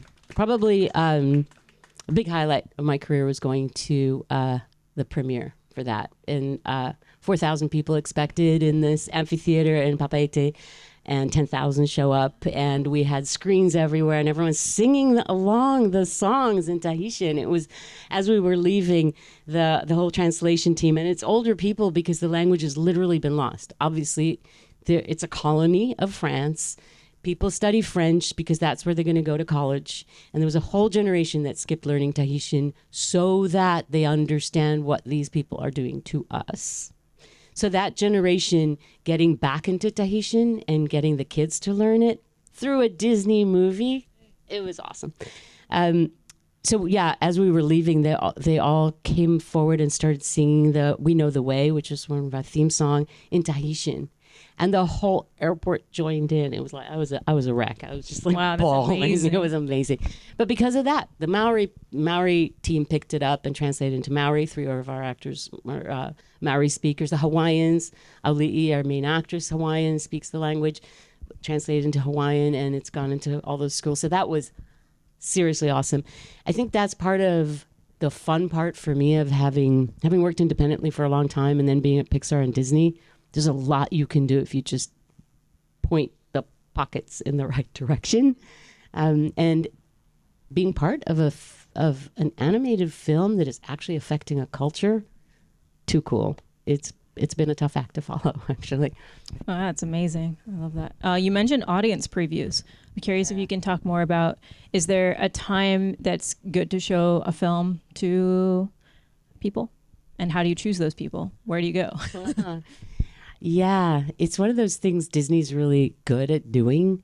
You're in pretty good hands for marketing and previews and things like that, and for franchises when it comes to Disney. But we're always looking for a balance of, I still have time and money to make some changes, but we're showing people storyboards with some animation. We try to hit over 50% animation so people get a sense of what it is, but we don't always succeed.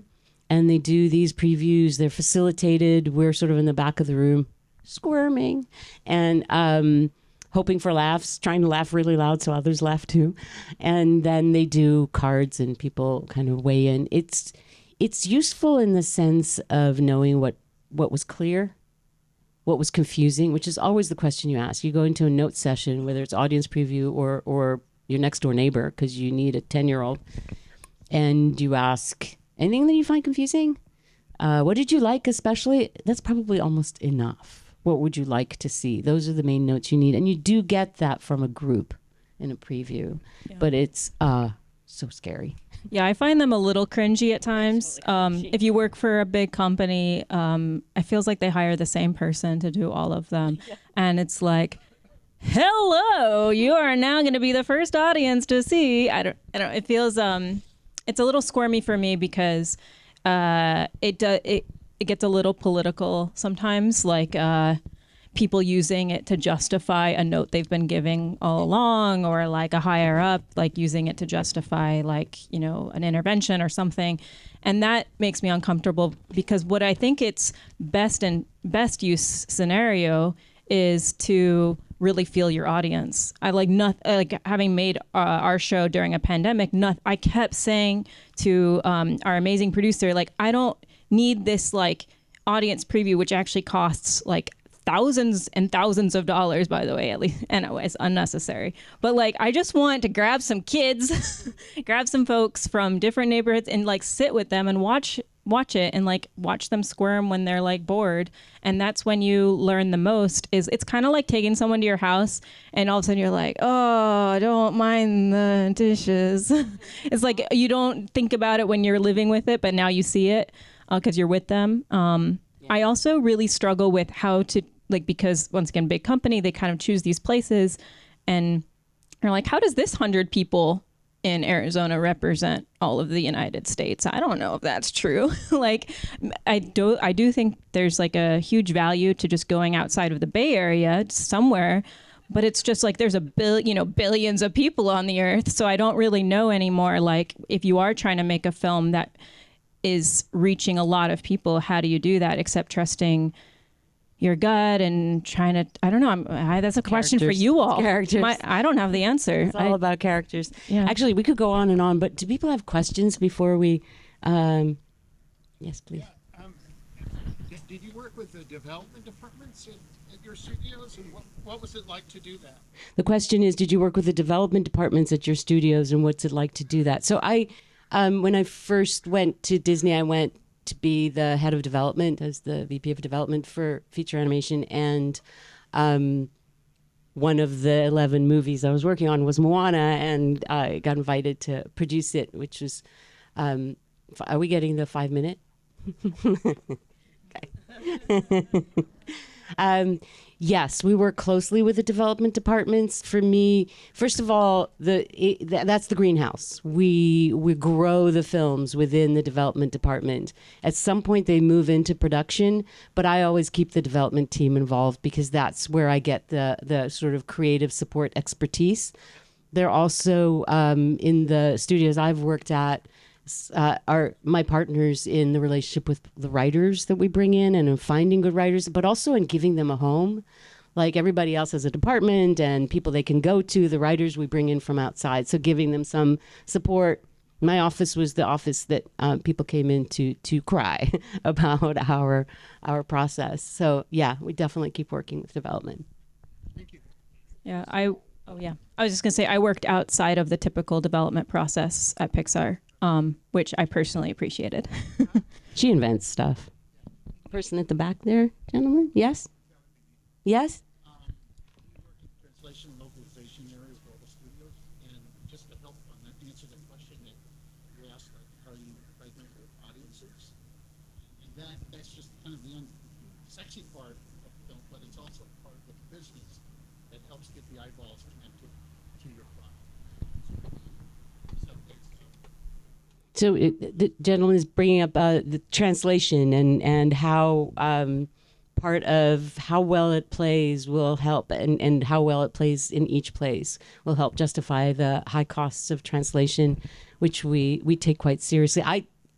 I took the film to, I took Moana to Fiji and sat with our consultants there who were squatters near Suva, and traditional navigators, and I had my little laptop, and we took a tapa cloth, which is the bark cloth, and hung it up and projected the film in this tiny little projector, and then I watched the reactions of everybody. It was like 3 generations there. So you can do your own previews as well. But yeah, thanks for that comment. Question up here? If you have a story presented that is pitching that is not, just for lack of better words, what the higher ups might consider making money through all the different channels, I'll just give an example, I'll throw it out there, like it's a story about how the drug world works and all the characters and all this. It might not be considered like fashionable, right? But like, how does that go up the ranks, and who tries to promote it when, it might be flushed down? Yeah. And I'm just curious how that works, because these cost millions and millions to make. First of all, love that idea of how the under-drug world works, and I want to see that. The question was, like, if you have like a idea that doesn't seem like it's gonna hit like the 4 quadrants. I don't know if you all know that term. Like, I don't even know what it represents, but it's a term to like mean everyone. And you feel like you're gonna get squashed from higher ups or executives. Like, how do you get that moving forward? And what I have found is that getting an EP that you can get to back you is your best bet. That's what we had is we got Andrew Stanton and Lindsay Collins, who Andrew directed like Wall-E and some other films. And we just really got him on board to our idea, which was just slightly outside the box. The other thing, just to kind of, that I'm constantly and right now in the middle of coming to terms with and butting up against Pixar with is like I want to ask for a mile so that I know I get an inch. It's just like constantly pushing them, like, you know, hey, the whole industry is changing. Like, we all just like, we don't know where it's going to go. So like we got to just try to tell the most authentic things we can and hope and make it the best thing we possibly can in doing that. I think that's also where the brain trust comes in, because you can get, it's this process. It's like the process in the story room where everyone's throwing out ideas, and some ideas suddenly take and becomes a riff, and others just came out, and you're like, oh, no one's listening to me. Well, the idea just didn't hit. It didn't hit the group imagination. And when the brain trust functions the way it should, that's what helps support a story. But it's that pitch probably won't. But the pitch in which Bob, who's from the world of the thing, and as soon as there's compelling characters and a world, it starts to be interesting to people. In Pixar at its best, and then Disney animation formed sort of in its likeness, is all about people and their ideas rather than ideas. You don't so much go out and buy ideas as invest in people with ideas. And people who, like all of us here, who have one idea will have 10 others. So if that idea gets squelched, big deal. Really? Okay, I've got another one for you. You don't like drugs? Okay, let's talk about the story about the monkey and the elephant. So it's to be resilient enough, because what you're trying to do is get your start, get going and tell a story. If it's a story that you care deeply, deeply about and it's not catching in big studios, you're probably going to need to go and get funding. That's so true, though, that like any idea on paper or in pitch, it's all about execution, like you all probably know. So just trying to, I always use that as fuel. Like, okay, you won't like it. I'll sneak this past you. I'll make you like drugs. We might have, are we good for one more question too? We need to wrap.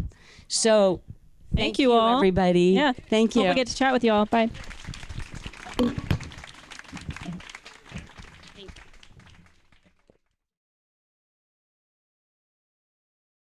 So, welcome to the Mind the Gap Directors Forum. We've been doing this for several years now, pandemic or not pandemic. We've had some amazing discussions. I'm going to ask each of you really just to take this where you want it to go and talk between yourselves. We'll also take some questions from the audience, which we'll repeat so that everyone can hear it. And let's take it away. The theme of Mind the Gap's summit this year is Cinema's Next Act, Art and Business. So having directors here today who can talk about the art and the business of film and cinema and where we're at right now is, I think, going to be really, really rich. What I'm going to do is to do kind of like a speed round introduction, and I'm actually going to go alphabetical. So I'm going to ask you just to say your name and your film's title and where you live or where you are based. So Chloe Domont, I'd like you to go first, please. Hi, I'm Chloe Domont. I wrote and directed Fair Play, and I'm based in Los Angeles. Great. Nicole Newnham. Hi, I'm Nicole Newnham, and I directed The Disappearance of Shere, Hite, and I'm based in Berkeley. Great. Celine Song. Hi, I'm Celine Song, and I wrote and directed Past Lives, and I am from New York. I live in New York. Great. Jeanne Waltz. I'm Jeanne Waltz, actually. My film is The Fortunate Ones, and I live in Lisbon. But you were born in Switzerland, I think. Yes, but you asked where I live. No, I did. I promise I will be really precise in questions, but you can take them wherever you want to go. Okay. Yeah. No, I was just that was an add-on. It's great. So between this great group of directors, many of them that we have 3 narrative films and 1 documentary, which I would have to say has a very distinct narrative arc. It tells a story. So it's kind of great. And in putting this particular panel together, thinking as a curator, what I'm looking at with these films is that the core of each one is a key relationship or relationships between a woman protagonist and either a man or men. So there is, within these films, there is an examination of that relationship between women and men. But what really strikes me with all of them is that the characters at the heart of each story pushes convention, I think, for each of you. So in Fair Play, the conventions of love and power are up for grabs. In Shere, Hite, gender and sexuality are being pushed against. Past Lives, love and destiny, and really pushing beyond the boundary of a single lifetime. And with The Fortunate Ones, an unconventional young woman whose personal desires are kind of go against the family norm. So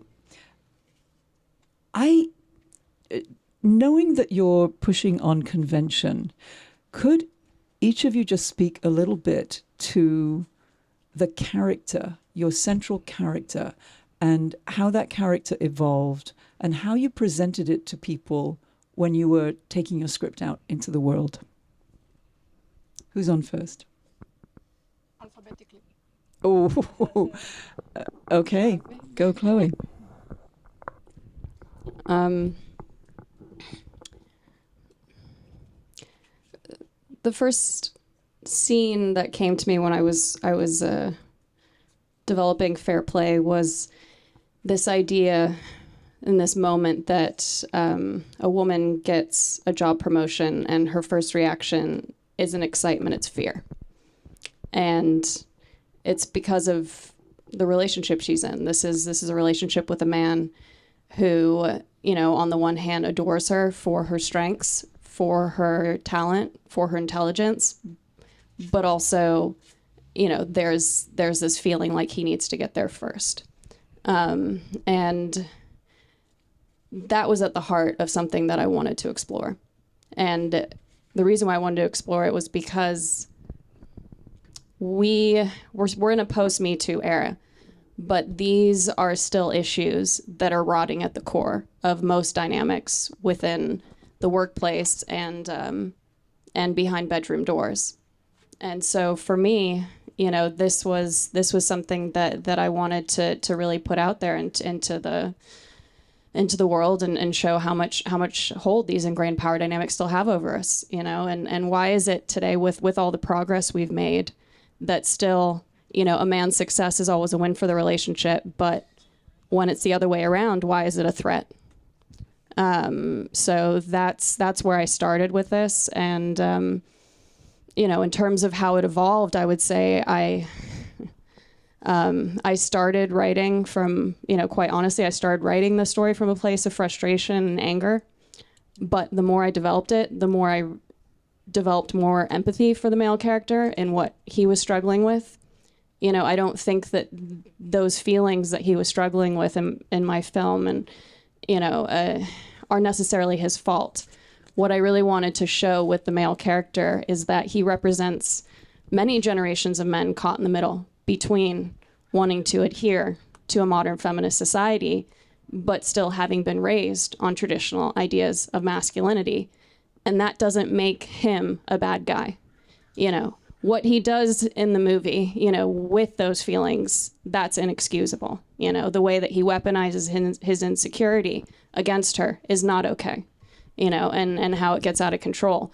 But I will say that what I wanted to start conversations about is, you know, this idea of, you know, masculinity and you know, it still, I feel like all across the world, we raise boys to believe that masculinity is an identity, that we raise boys to believe that masculinity means one thing, that success is a zero-sum game.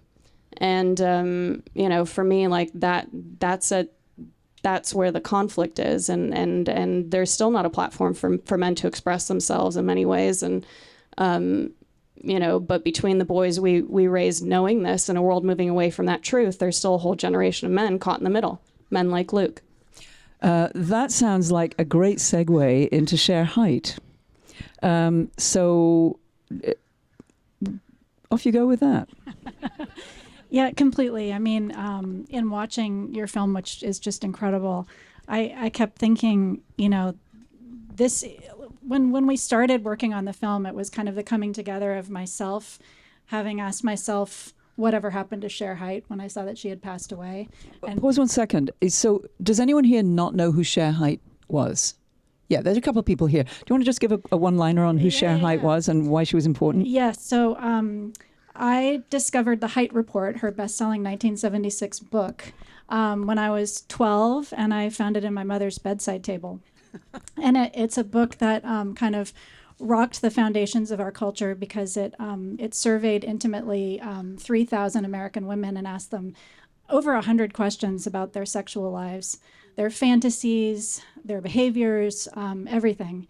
And it had many findings, but the one that sort of shattered everything was this finding that most women did not orgasm from vaginal penetration. And Shere was going around the country, even on daytime talk shows, talking about the importance of the clitoris. And this put a target on her back eventually. The more that she did the work, the more the patriarchy kind of rose up against her. And the story of the film is sort of the story of what happened to her and how she did become silenced and how somebody who could have had such a profound effect on everybody, including myself, could have disappeared. And around the same time I was having these ideas about making a film, a young producer at NBC News Studios had the same revelation, but she was in her early 30s, and she had literally never heard of her. And she had studied feminism in college, and all the other women she asked her age had never heard of Shere Hite either. So the project was really, the idea was, could we reclaim her? And the more we found out about her, the more we found out that she was this like incredible cinematic character who pushed a lot of buttons because she was unafraid to kind of live in the gray areas that drive people crazy. She literally saw gender as a complete construct, and she understood and had empathy for every different kind of expression of sexual behavior, and that was really, really frightening to people. So our hope was that in kind of bringing her back in her full humanity and complexity, because she wasn't a perfect person, and she basically expressed herself however she wanted to, without judging herself. So she presented herself as very sexual, she was very beautiful, she had been a nude model, and she was deigning to be, to call herself a scientist and expect to be taken seriously. And that just was impossible for people to deal with. So when I saw your film, I just thought this proves exactly why it's important to kind of re-inject the story of Shere Hite back into our cultural mainstream, but also why it's so important to explore the things that you were exploring, because Shere, we almost thought of her as like an alien who had come down from another planet and could see things clearly for what they were. And she could see that sex was political, and she could see, all of these dynamics. So I'm just very happy to be a part of this conversation and a part of this kind of reclamation of kind of spaces and places and ways of thinking about things that just haven't found their way into our cinema. Thank you. Celine, now your lead character is completely different from the two characters we just described. So, you know, there's a whole different aspect, you know, of who she is as a human being. Talk about her a little bit. Yeah, I mean, I do think that it does feel connected to the thing we're talking about with Shere Hite, because I was a psych major in college, and I took this class called Psychology of Sex, and that's where I met her. Where I met Shere, and it was, I think, the erasure of her was a big part of the thing that we were studying. Wait, you met Shere Hite? No. Oh, sorry. I mean, as a studies. Her as a okay, scientist. fine. Literally in my textbook. Okay, right? yes, In, yes. like, a Okay, PDF. okay. You know, like it's a romantic idea of meeting her. I didn't mean quite literally meet her, and I think that a part of it is that the way that sort of like existing itself can be a radical thing, and sometimes it doesn't necessarily have to be something a person does that makes you a rebel or a radical or somebody who is living an unconventional way. I think that there is a very funny thing that happened when I was working on my movie. When I was starting to think about my movie, the whole film was inspired by this moment where I was sitting in this bar, sitting between my childhood sweetheart who had come to visit me in Korea, who only speaks Korean, and my husband, who I only speak English to, who only really speaks English. And I was translating between these two guys in Korean and English, because I'm the only person who spoke both their languages. And they were really making a genuine effort to have basically small talk but in this bar in East Village. And I think that there was a really funny thing where it felt like a completely ordinary moment that ordinary person like the three of us, ordinary people like the three of us were having.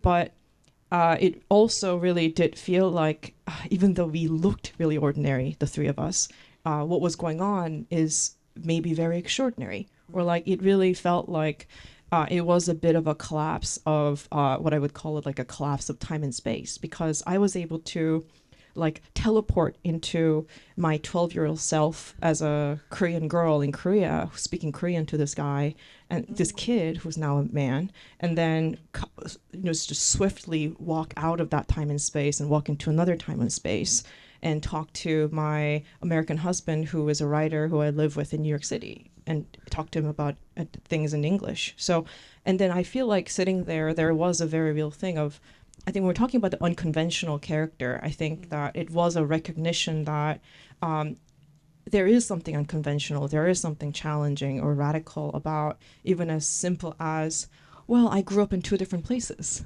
or like I speak 2 languages, or, well, I used to be 12 and I'm not 12 anymore, right? But in a way, like I think about it all the time when it comes to the way that we are time traveling through our own lives, where when I go and like visit my family, visit my mom, I'm suddenly acting like a 16-year-old, right? Like when I talk to my mom, I'm like, Mom, when's food? Like but I'm also like this, professional person, camera, having a serious conversation with amazing colleagues, made amazing movies. And I just feel like there is an amazing contradiction that is actually inherently unconventional. And sometimes all you have to do is be yourself, right? And I think that to me is what I felt really connected to Shere's research, which is that like, well, these women didn't think that they were breaking boundaries, they were just really talking about what they're going through, and I think that alone kind of, I think, shifted everything, shifted shifted the world. And I think it's like, even the little things like that, I think can shift the world, Well, gosh. Celine, thank you. Jeanne, please talk about your lead character. Okay. My movie is an adaptation from a romance from 2002. It was translated and it came out in America, I think, last year under the title The Wind Whistling in the Cranes, which actually is also the Portuguese title of the movie, but well, we decided with the sellers that to change it internationally. And my character, she's not. I don't really think she's unconventional.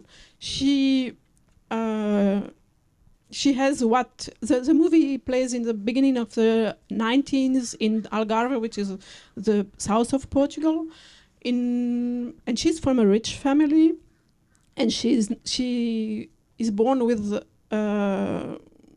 what maybe she's neurodiverse, how you say it, but at the time it was called light mental retardation, and so she's taken out. She just go to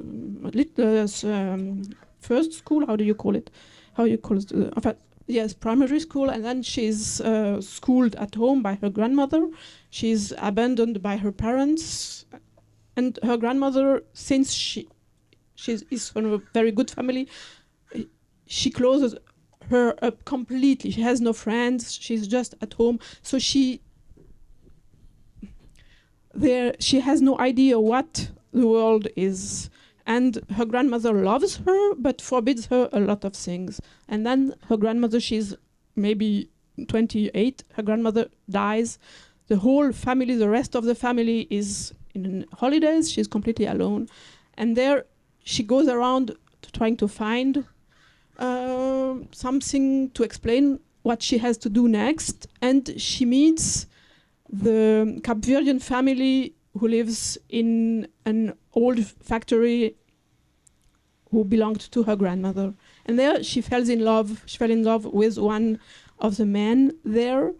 And yes, of course, she's a white girl falling in love with a black man, but she has absolutely no idea that racism exists. It's not, she's not fighting against something, she's just falling in love. And then when the wrath of her family falls upon her and the whole thing, she's completely lost. She doesn't know what happens to her. So, yes, it's unconventional, but in relation to what? Yeah. Well, perhaps in relation to the perceptions of her aunts and uncles, for instance.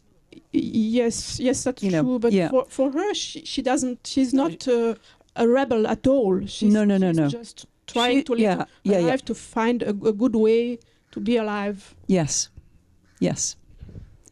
Well, I wonder if that's about also the subjectivity of who's telling the story and from whose perspective. So I feel like the convention is interesting because it's always going to talk about what is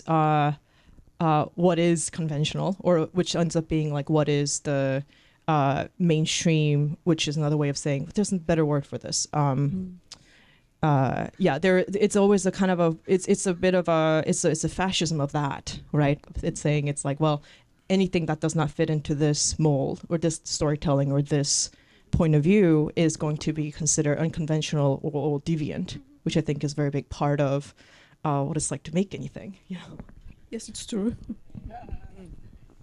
And just understand, I was looking for a connective tissue in the way that your films present, because they're all radically different films. So there is that. You, three of you are writers and directors and producers. I don't think you were involved with the producing of your film, Jeanne, is that correct? No, I'm not. Okay, great. So for those of you who are also producing, and you may be able to respond to this just from the perspective of the people who were your producers, did your role as producer give you more leeway or freedom than you might have had if you were not actually producing the film? What did your producing role look like, and was that helpful as you developed your film? I mean, I would say no, because I had amazing producers and who respected me, and it's not like it gave me more power.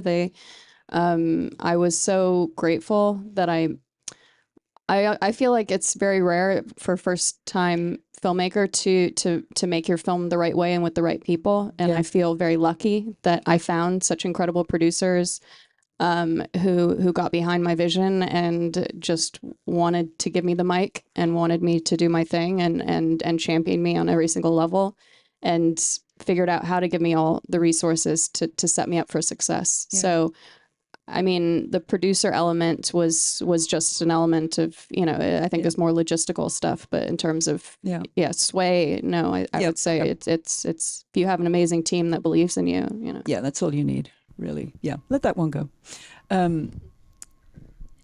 Talk a little bit maybe about... This is what it's like to make a movie, by the way, on location. You never know if there's going to be an alarm or a truck or whatever, or a lawnmower going off. Like, that's the excitement thing of cinema, so that on the 12th take, when you finally get it with no distractions, you feel like you beat the system, and it's amazing. It's great. So who were in each of your films, who as you in production, in development, who are your best allies? How did you get your teams together? I think that I felt like it's the first time I made a movie, so, you know. Pause there 1 second, because two of you first features, right? Yeah. You not first feature, you definitely not first feature. Okay, great. Well, I think, so, you know, I can really speak to what it felt like to me on the first one, because, you know, what do I know? But I think a part of it is that you know, your job on set is to be like I call it like a professional, passionate person, right? Or the professional, what is it? You're like a professional, like burning heat center of the planet. That's your profession, basically. So I think a part of it is that you have to get everybody from, of course, your producers, you know, that should be a given, and to every single member of your department head, down to the PAs and down to the guys who drive the trucks. I feel like every single one of them have to be with you and support you in you know, the vision that you're trying to bring to life.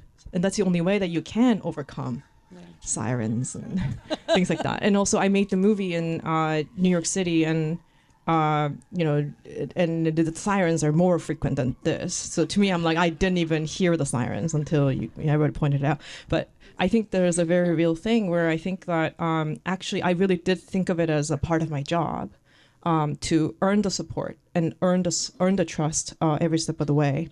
And my favorite part of making my first movie was that every day you earn a little bit more, you know? So like by the second week or the third week, I could feel my crew trust me more, right? So, and then you could just, you could feel like, oh, the crew knew what movie we were making. And there are just certain inflection points that happen, and sometimes it's the scene you're shooting. So because so much of my movie is bilingual, but so much of my movie is in Korean that there was a day where we had a fully English scene, and that was the first time the crew could heard because they all speak English because they're a New York crew. They heard in English what the scene is. And then from that day on, I could see that everybody believed that what we're gonna make is a good movie. You know what I mean? Yeah. Because for the first time they heard, oh, that's what they're going on about, right? Yeah. And they could hear what I was saying to them to make it better. And I think because they got to be a part of that process, it was amazing, because down to our transport captain, like from that day on, it really shifted how they thought about, you know, being on set for 14 hours a day, which is, I believe, I do not feel entitled to, and I feel like it is very much something that I have to earn, because they're grown-ups with like mortgage and family. I have a question though for you. What when you're faced with moment, you know, because there is a point, no matter how much, you know, you have your vision, you know, no matter how much you're feeling, you know, that what you're doing is working, there's still always a moment where you are hit, you know, with some doubt, or you know what I mean. Who is that person on set that you would go to? I wouldn't feel comfortable going to anybody except for my producers, because they're kind of in it with me on a different level. Like, I wouldn't want that to be my DP's problem. Does that make sense? Like, I wouldn't want my actors to know. Yeah, right? So sometimes it would just be me going to my producers and saying, it's like, there's nothing we can do to solve it, but I have to tell you that I don't know if this scene's gonna end up in the movie because I do not like the scene anymore. And then they'll be like, cool, got it. And that's all it really needed to be. Yeah. So the roles of each of the people who are working with you are super important. So Jeanne, since you have, several decades of work, hearing two people who are with us today who have just made their first films, is there a story you might have of who are your best allies on set, or how to work with people that you've discovered through time? Well, not the producer, because in my experience, they are never on set. So. Europe is a whole different beast, right? Yes, really, it's completely really different way. In one way, but in another way, it's the same job. I mean, it's we do the same things. It probably be exactly the same thing. I think it really depends on what my problem is. Normally, in a perfect situation, it would be some kind of triangulation between the first assistant. I don't know how you call it, him or her, and the DOP. So we would talk and how can we do it. But when you talk about the situation where I know there is no solution, then I think I take it home. I just don't speak with anybody. Yes. Yeah. Yeah, you mentioned the first assistant director, the first AD. It's such an important role. Any particular roles that were great for you, Nicole? Well, documentary is a different enterprise, and and especially one like this that's made out of archival footage. Right. So we started shooting and editing at the same time because we had already identified an enormous amount of archival footage. And we were desperately trying to figure out sort of who Shere Hite really was, by looking at material of her, because she had passed away in 2020 and we couldn't speak with her ourselves. So we were sort of using our interviews and our research through the interview process with our closest friends and family, and are looking at just hours and hours of material as a means of getting to know her. And so my confidant, even about the shoots, was my editor, Eileen Meyer. And that process kind of began almost at the beginning of shooting and carried all the way through the very end. But we also had two other women in the edit room a lot of the time. Mary Lampson, who's a legendary editor in her 70s, and a younger woman, Lauren Schwartzman. So we had sort of 4 different generations of women in the edit room looking at the material. And that was incredibly useful. And then we brought on a DP, Rose Bush, who's a trans woman, and that was another completely different perspective. And so I think we actually actively, like when I worked on the documentary Crip Camp, we tried to keep the gestalt of the camp in the edit room. And Shere Hite, we tried to make it like a consciousness-raising group. From that era, That's interesting. All of us, so responding to it, sharing things with each other, and finding the story and finding Shere Hite that way. Yeah. You mentioned working with your editor. One of the things I've noticed in American films, as somebody who's come from England, is that, especially with independent films, not so many people work in America with a script editor, or that you don't get credit. That may be because they have a creative producer. It may be because you have an editor who's really great. That sort of prime collaborator who would be the equivalent of, say, a dramaturg if you were writing a play. So, a dramaturg, when you're writing a play. No, but I didn't know that script editor was a job, because I thought for a second you were saying a script supervisor. No, well, that's. Yeah, and I love my script supervisor. And like he was my person. Like, if you ask me who I talked to the most, I feel like it was like, I think it would be like AD, script supervisor, and my DP. But that's on set, right? That's on set. Yeah. I'm talking about developing screenplays, and I ask, as a curator, what I've seen over the years is, we see hundreds of films, and quite often there are films that were just, if they had worked with a script editor to get the script completely together, it would have been 10 times, it would have been significantly better, and there's that. Not necessarily, I think you're going to say. Yes, I think some film are, but a script editor is not necessarily better than a script writer. Great. So it just depends on the luck, on the capacity of each one. Yeah.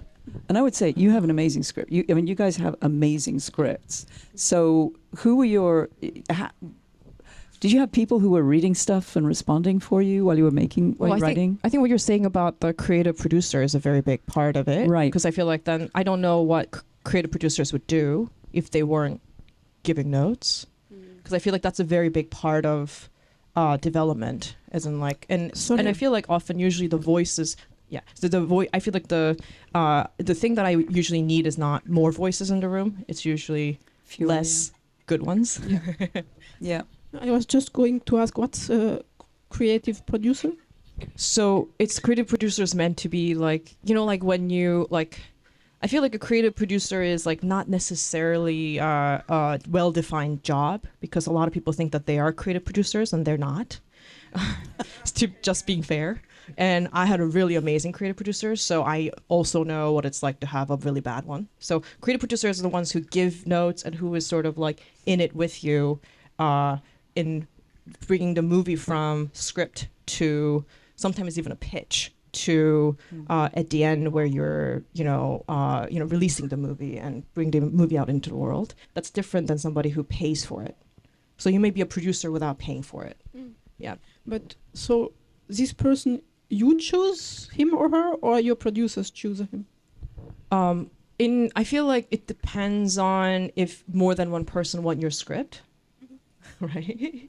If more than one person want your script, then you are in the position of power, so you can choose. But maybe you are begging a producer to take your script, in which case I'm sure the producer makes decisions on that. Yeah.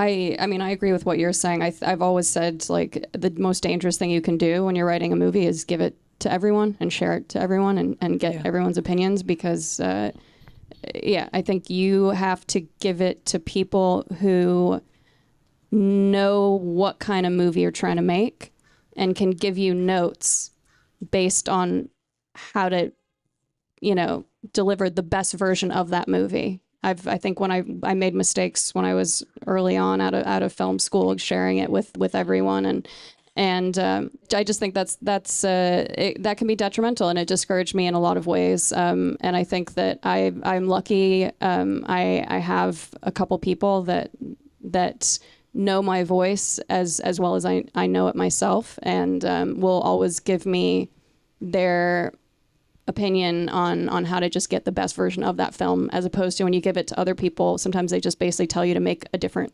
movie, and that's not helpful. Yeah, because that's their movie. Yeah.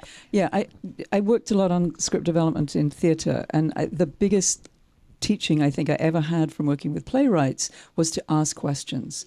Not to say to people, what do you think? But to say, in Act 2, Scene 3, when this happens, what's your response to it? So it's really to own your work, and to own your work and ask your questions, as opposed to saying, hey, take a look, what do you think? I also, though, at the same time, I will say, just because you wrote something doesn't mean it deserves to get made. No, but seriously, and you have to be your own worst critic, and you have to be strong enough to abandon things too. I've written many scripts where I've abandoned, I'm just like, it's not good enough. And it just kept me, and I kept going, and I kept going, and I kept going. So, I think that only you will know, though, when you find the story, that that's the story you need to tell. And then once you feel that inside, then share it with people who can help you craft it, the best way. And I think that to me is how I got to Fair Play. I try to have this kind of person. And it's really important that they know what you want, that they don't want you to do another movie, really. But I always try to find 2 or 3 people who are not from the industry, who don't know anything, just love movies.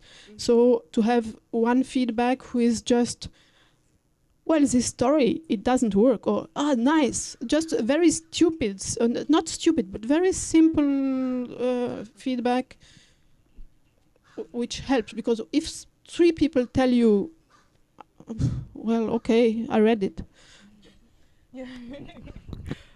I agree with you guys so much about the objectivity that you need to have about your own work, and I think that it's like so much of it does come down to like the way you see it and the way you're able to assess it, yourself, because the part of it is like it's so easy to feel attached, Yes. I mean, but the other thing that I also think is like, I mean, just because you're talking about how you developed so many you used to develop plays, and I was a playwright for 10 years, and what I really love about the way theater treats its writers is like, in theater, writers are king, and you cannot move a comma without right, the playwright saying so. Like, playwright's the only person who can touch the script, and actors have to do exactly what it says in the script, right? Yeah. So I think there was an amazing thing where it's like, but part of what I was able to do because of the 10 years I was a playwright is that, like, when it's in a script form, when it's the first draft, there is actually not so much room for what I think is going to be, you know what I mean? Like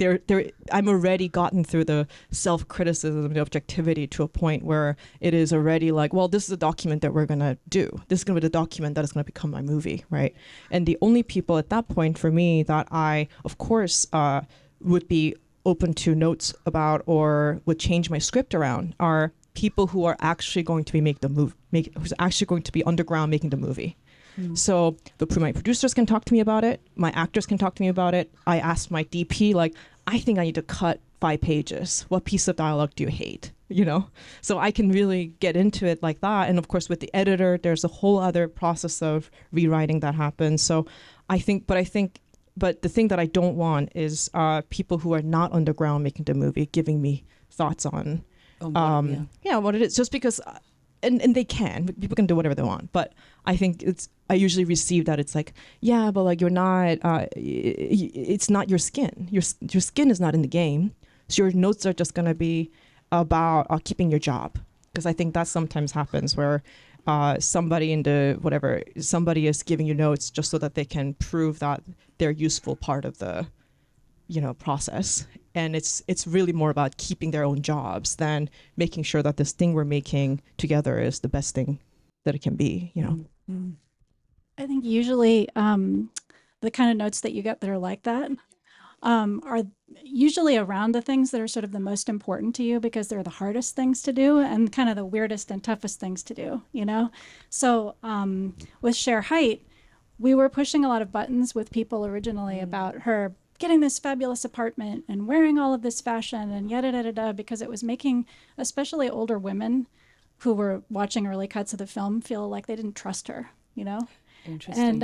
And so we had to like just maneuver things. We just had to keep trying and keep working until we put enough setup in there to make it that by the time she gets her fabulous apartment and all of this wealth and everything, people saw that as some kind of victory for somebody that they had already fallen in love with. And so a lot of times it's like, if I get a note like that, I just try to hang with it and just work harder, just know that it is my job to make it so that the right response is provoked, but that I don't have to be scared away from that and just, toe the line. So, and that's why it's so important to have the close collaborators who are really adhering to that same vision with you and really have that same goal. Yeah. I don't know. I love that you adjusted it so that people would fall in love with her, because I feel like I fell in love with each of your main characters in different ways. I'm also going to edit myself here a little bit because I was going to go on to a different topic and we don't have a lot more time. So I'd like to see if there's anyone in the audience who would like to ask a question. Yeah. So this is for... You want to? Yeah, come up here and just talk into my mic. Here, how about that? Sure, why not? Hi, this is, I don't know your name, sorry. Don't worry about it. Oh, sorry. So, yeah. So how come you made the transition from a playwright to a director going into film? I think it really was project oriented, because I knew that my story actually needed to be made literally when it came to time and space, because the villain of the story is like 24 years and Pacific Ocean. So because of that, I actually needed to see the locations in the film, which is in this case New York City and Seoul in Korea, and how different it is and how similar it is. And you actually needed to see all of that and hear the audio of all of that. And of course, because it is a story that spans 24 years, I needed to see these characters as a 12-year-old and also 24 and then a 30-something-year-old. So part of it is that the contradiction of seeing a little 12-year-old playing the same character as somebody who was a full-grown woman and a man, that contradiction needed to be done literally. So because of that, I was like, I think this is definitely a film. So the transition really came from that. It really came from this feels like this is going to be best told in a cinematic form. Other questions? Yeah. Want to just come up here and yes, you. Sorry. Here. Yes, thank you. I was nervous about projecting from there. Thank you all for this panel. It's been so amazing and so great questions. So my question is concerning the art and business aspect, specifically for the first-time filmmakers.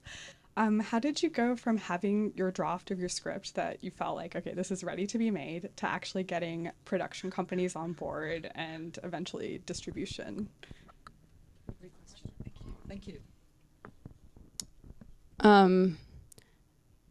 So I spent a long time on the script, and I felt like that's where most of the time went for me. But as soon as I did have a script, I have to say it went really quickly, which is unusual. And I think I owe it to my agents who sent the script to the right producers who knew who would bite on it. And I'm not joking. She sent it to MRC on a Tuesday. They read it Tuesday night. They said, I want to meet her Wednesday. I met them Wednesday, and by Wednesday night, my film was financed. Wow. So.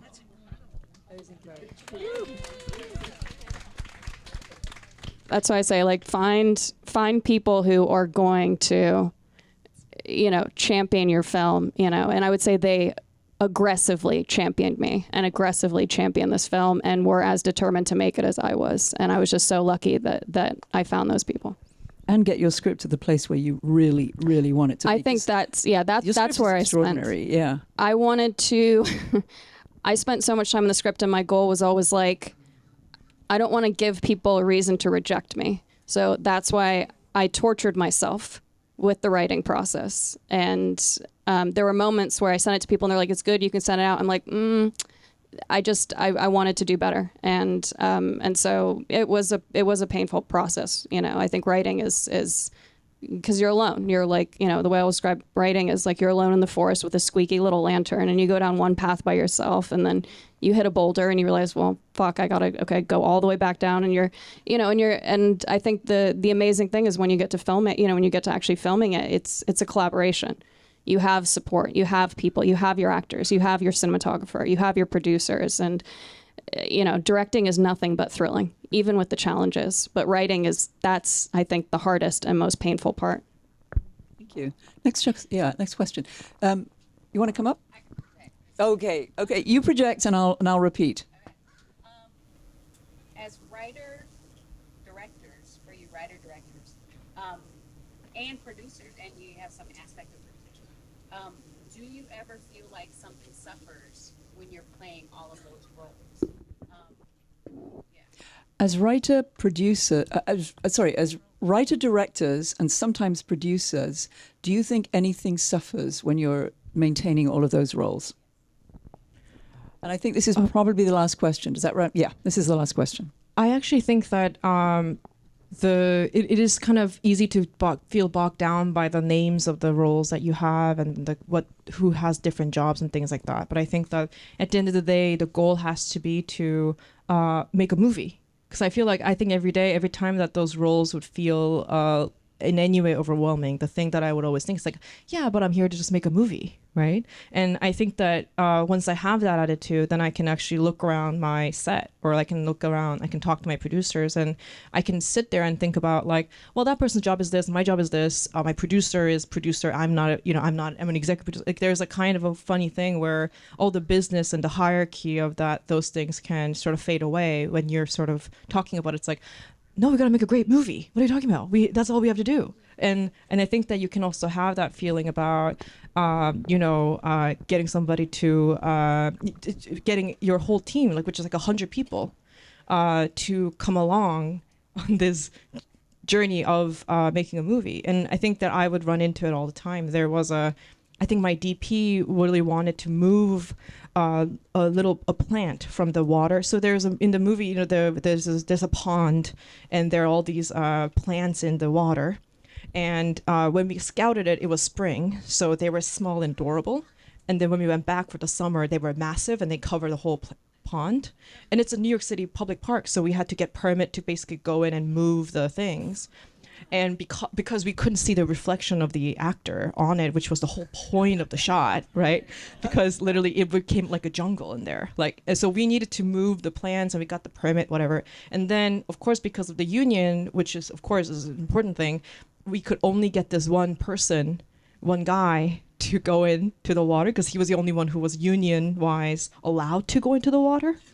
And like literally, like I'm like, put me in a suit, man. Like, let me get in there. And like my DP's like, yeah, give me the overalls. Let me get in. And they're like, no, you guys can't go in. It has to be him. He's the only one who's allowed to go into the water. And it was an amazing thing where I think that like and of course, if he decides that he doesn't want to go into the water, we don't get to move the plants. And I think that it was this amazing thing where he was like, well, you need it to make the movie, right? And we were like, yeah. And he's like, well, and he went in and he moved the plans. And I think that the thing that my DP said, which I think about a lot, he's like, well, yeah, I mean, you're a filmmaker, So the person who is in charge of moving I think he's in the position, he's in the set team. And for him, he was like, well, but you need it for the shot, right? You need to make the movie, right? So for that moment, I wasn't thinking about, well, his job is this and this and this, and my job is this and this and this. It was very like, yeah, but you need it for the shot. And you're the one who can do it. Yeah, I'll do it. We need it for the shot, So I think that to me is the right way to think about all of it. Or like that's the thing that got me through all of it. Yeah. That's a great story. Thank you. I'm going to wrap it up here and thank each of you, Nicole, Chloe, Celine, Jeanne. This has been an incredibly rich conversation. And we have a very special finale to the Mind the Gap Summit today. So I'm going to invite Osnat up here and come on back up and go from here.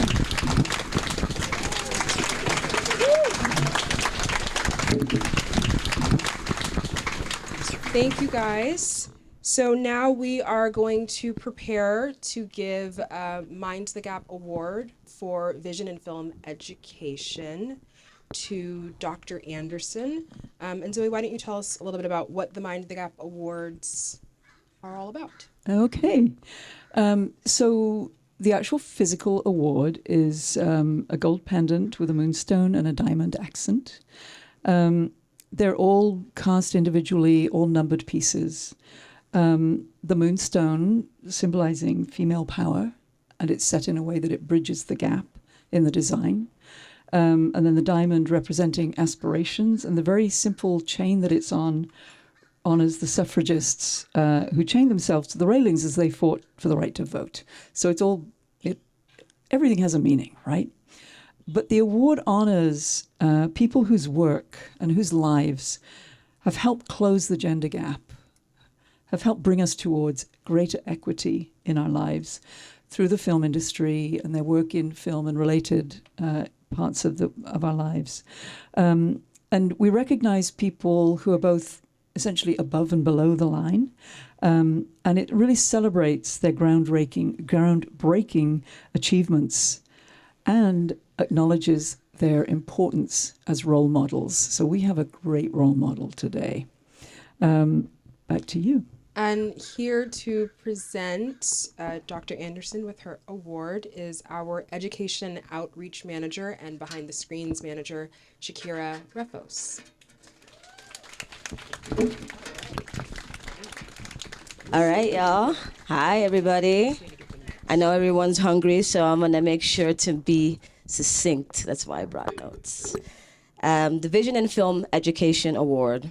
So I want to preface this by noting that the people that I tend to admire the most are the type of people who are extremely uncomfortable by being admired. Receiving this moment's praise is going to make today's award recipient want to vanish in her seat. But I encourage you all to continue communicating to her the value of her unflinching vision as you run into her the rest of the weekend. And this is very special. This is a moment that cements the California Film Institute's admiration of a vision we have watched come to life over the past few years. The Institute, our festival, and specifically the Education Department, want to communicate the deep respect we have for the ascent of Black Girls Film Camp. We first met Jimmeka Anderson in 2020, just before she became Dr. Anderson. She was featured as a subject matter expert in a documentary called Trust Me, about the ways lack of media literacy is negatively affecting all of our perspectives on society. So while witnessing the specific way she addressed this topic, and after some further investigation, Director of Education Joanne Persant and I realized we were part of a lucky community witnessing a magnum opus in the making that we believe will shift the historic and painful disparities and lack of proper representation of Black female filmmakers in Hollywood. You've heard some of the details of Dr. Anderson's work in her keynote, and I invite you to visit blackgirlsfilmcamp.org to find out more. You're about to see a short sizzle reel as well that will inform you, because it's so much more than a camp. But the best way to share the success of this work is to hear directly out of the mouths of babes here to testify on their own behalf. How has Dr. Jimmeka's work affected the individual teens each year while positioning itself to rock this industry for a greater good in the long term? We have Taryn Pinder, Jayla Ellis, and Avery Kelly.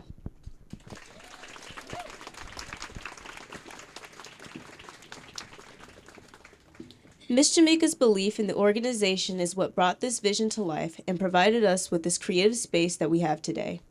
She not only believes in herself and her goals, but believes in each and every one of us girls that went through camp.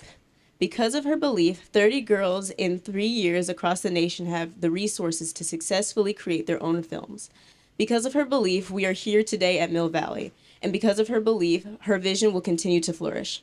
Her belief in BGFC and all its participants have allowed us all to create connections with the future of filmmaking, changing the way stories will be told and who tells them. Her work is integrational, and the growth of Black women creates a space for directors, editors, screenwriters, producers, and more to network together. Her work is appreciated by the masses, instilling confidence and leadership in all of us.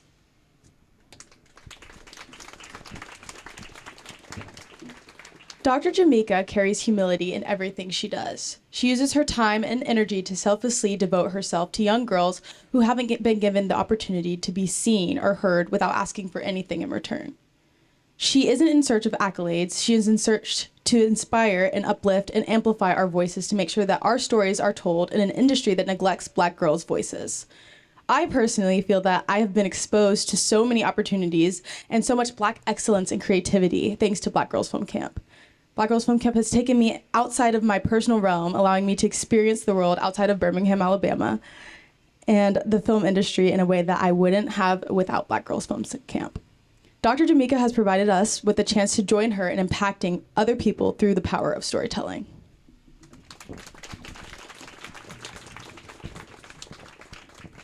You know, I was put on a time limit because I'm the wordy one. And so I'm going to try and make it brief, even though I could probably talk about her for days without stopping. But Dr. Jimmeka is the most selfless person that I know. I know everyone here knows about her amazing work with Black Girls Film Camp, but it isn't her only job because she's also a mother to her awesome 14-year-old daughter. I love you, Wit. Even with everything that she has going on in her personal life, she still manages to always look out for her BGFC girls. I know that if I send her an email with a question or a text sharing exciting news at like 3 in the morning or something, she'll always be there to answer. She's dedicated countless hours to her vision, building an environment for 30 plus girls so far to receive opportunities that she wasn't able to have for herself. She can detect greatness from over a mile away because she is the literal definition of greatness. She will always push us, even if it takes a little bit of tough love, because she believes in us, our visions, and the stories we are putting out in the world. She works so hard because she wants to see this industry change for the better, because she loves us and she wants to see us win. She's provided a platform of representation, helped us develop a strong network, and created an entire sisterhood that you cannot find anywhere else. She's a teacher, a mentor, executive director, our auntie, and the queen of bringing our dreams to screen. And I'm so grateful to know her and will always root for her as hard as she roots for us. So we're super excited to share with you more information about our organization and the amazing, wonderful Dr. Jimmeka through this reel.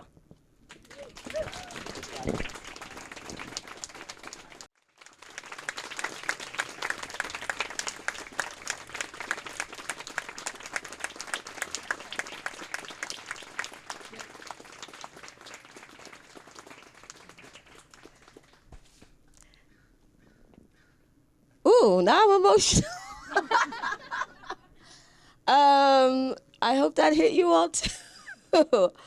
To give us a few words of inspiration and to receive her reward, the Mind the Gap Vision in Education, Dr. Jimmeka Anderson.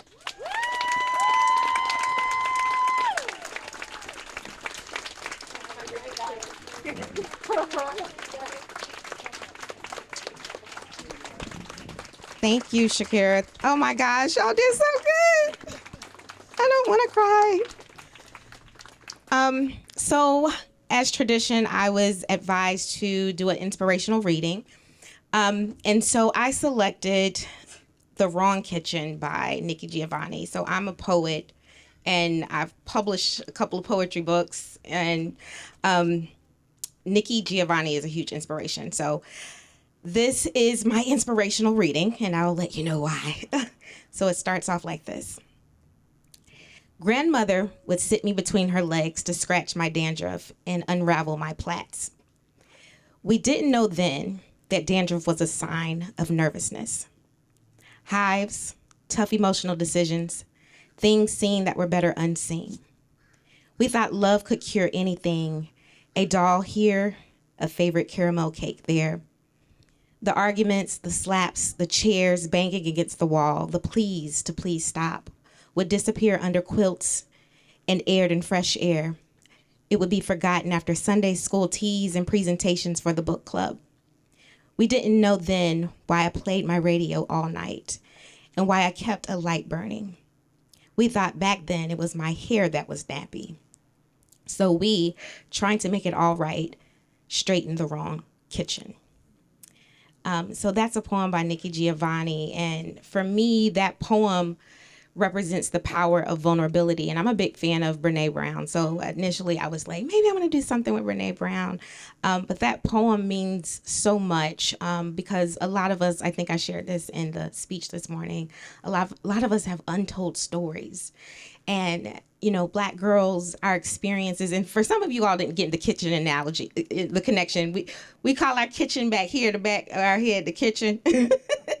So that kitchen is an area as a Black girl you don't want no one to mess with back there. So when she's saying they were cleaning out the wrong kitchen, that means there were deeper rooted issues, deeper things to uncover, deeper problems. And I think for me, with being a leader and doing this work, I've approached it with transparency and vulnerability. And that's how I engage.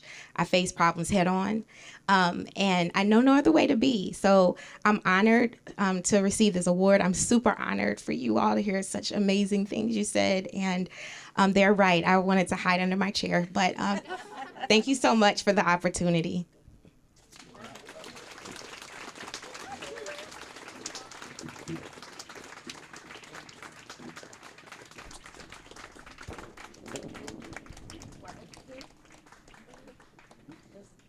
There's a bow. There's a bow.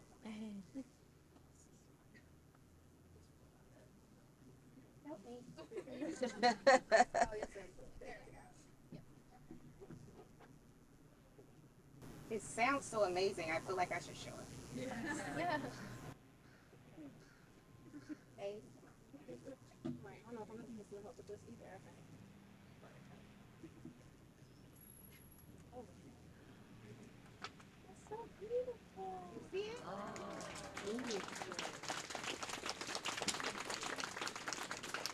Thank you all so much. Thank you, Dr. Anderson.